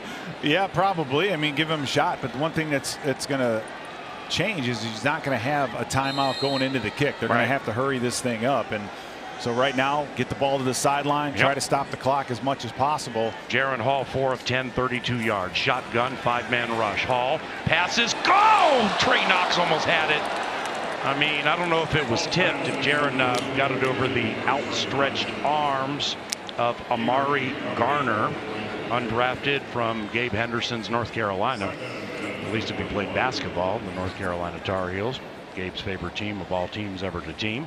But Trey Knox, man, I mean, that would have put us in position to win right there. It would have, and he did get a hand on it. So great play by Garner to get that depth you need in this situation and get a finger on that football. Spencer Rowland, Apple Valley High School go crazy. Still in at left guard. Hall, empty backfield, over the middle, and it is caught. It's caught in Raiders territory at about the 40-yard line. Ty James, undrafted Mercer. Ty James trying to win the game before the Vikings head to Cleveland next week. A couple of joint practices against Kevin Stefanski's Cleveland Browns Wednesday and Thursday. And a week from today, the second preseason game, this one from Cleveland. Raiders rush for Hall. I mean, an alley-oop to McBride. I don't exactly know what was happening there. But trying to work the screen game. And that's what's what happens. The defensive lineman getting a rhythm and rushing the passer because it's a 2-minute situation. And You want to try to sneak that in there. It just took him a long time to get that play off. And yeah, this is where Jaren Hall, he's got to build on his experiences. He's played in a regular season game. I did a really nice job against Atlanta until he was injured. So he's got to come out here, and he should be standing out right now. If he's going to be threatening or trying to get playing time somewhere, whether it's here or somewhere else, he needs to shine. Hall, 4-man rush, fires right, caught there. Thomas makes a man miss at the 40, just inside the numbers, lunges ahead to the 39-yard line. The Vikings have no timeouts remaining. That's a gain of 7. So now it's 3rd and 3, clock runs. What? Las Vegas, this is a 30-second timeout. Wow, look at Vegas doing us a solid here. Absolutely. I mean, honestly, that's like being in Vegas having a 16 against a king, busting, and the dealer's like, nah, man, we'll give you another chance. Oh man, but for Jaren Hall, he's doing a nice job. It's just when you have a new set of players, younger players, getting that offense in, getting up to the line of scrimmage. Those are all the things. That's what training camp is for, right? That's what you're working on. You're working on situations. And so now with 39 seconds left to go, 3rd down and 3. You definitely want to get that first down if possible. But you want to get in a situation where you can stop the clock and get your field goal unit out there. So he's done enough to get us. What you don't want to do is go backwards here. You don't want any penalties. You don't want any holding penalties, jumping off sides, anything like that to make this field goal longer than it's going to be at the end. Jamie Erdahl of NFL Network, host of Good Morning Football. She's a Minnesotan, and it's a preseason game. If the talented and fantastic Jamie is watching right now, she's undoubtedly rooting for Jaren Hall to make a play. Then spike the ball, let Will Reichard win it. Hall over the middle, caught. Thayer Thomas at the 28-yard line. And the clock is at, Vegas takes another timeout. 45 seconds to go in the game, 11-yard catch. I mean, we're definitely in Reichard territory now, aren't we? Yeah, we are. It's interesting that Antonio Pierce is taking this direction, getting these timeouts. But yeah, nice job by Jaren Hall to get this. Let's face it, the offense had stalled a little bit. 3rd quarter, J.J. McCarthy into the 2nd quarter of this game, getting some passes down the field, making things happen, and Jaren Hall just a little slow to start, but he's done a great job when you needed him. When you needed him to get this ball down in the field goal range to give you an opportunity to win the game on the foot of Will Reichard, he's done exactly that. You just saw Justin Jefferson. I mean, we need to thank him for this entire thing turning around. Vikings losing at halftime. Jefferson jumps on the microphone. We got long touchdown passes. We got sacks. And here we are with a chance to beat the Raiders. Hand off to Wayne McBride up the middle between the hash marks 25, 24, 23. And that was on 1st down. And another timeout. Wow. This is a 30-second timeout. Maybe Antonio Pierce is trying to manipulate or capitalize on the new kickoff rule, thinking, you know what, I want to try this kick and maybe my choice best kick return and see if we can do some damage. The thing is Reichard can just kick it out of the end zone, and they started at the 30. Yeah, right. And right now, depending on how the play goes and how much time's left on the clock, the Vikings can use that to their advantage and really run this clock out as much as they possibly can. But we're getting a chance to see Justin Jefferson. Paul, I think the one thing with Justin that stands out is he's making the transition to leaving a legacy, right? He's helping out the younger players. Yeah. Gets excited when they're, he's still talking about the 2,000 yards and some of those things, but I think his focus now is more about this team, how far you can go in the playoffs, and the individual awards are not as important as they once were. Hall, McBride, Blazer grinds up the middle to the 20. Clock's running. Neither team has any timeouts. And this feels like we're just going to let that thing run down to 3 and bring in Will Reichard, a drafted Alabama rookie, and have the Vikings walk off a winner. Kevin O'Connell told us in that production meeting earlier in the week that yeah, it's a preseason game, but I want to win it. It's right. The Vikings have lost 10 consecutive preseason games, and Kevin O'Connell wants to win a preseason game, so we're going to have an opportunity here with Will Reichard about set to unfurl a 38-yard try. to the west side of US Bank Stadium. The pivoting doors are open. No breeze coming in on this beautiful Minneapolis Saturday. Andrew DePaula, that's an all-pro long snapper. He's set to send it back. Ryan Wright, the veteran punter, to hold it. And rookie kicker Will Reichard from between the hash marks, 38 out. Snap spot. Right-footed Reichard kick is good. And the Minnesota Vikings have walked off on the Las Vegas Raiders in the first preseason game. It's Will Reichard being mugged by his teammates on the Norseman logo. Final score, Vikings 24, Raiders 23. Walk off Will.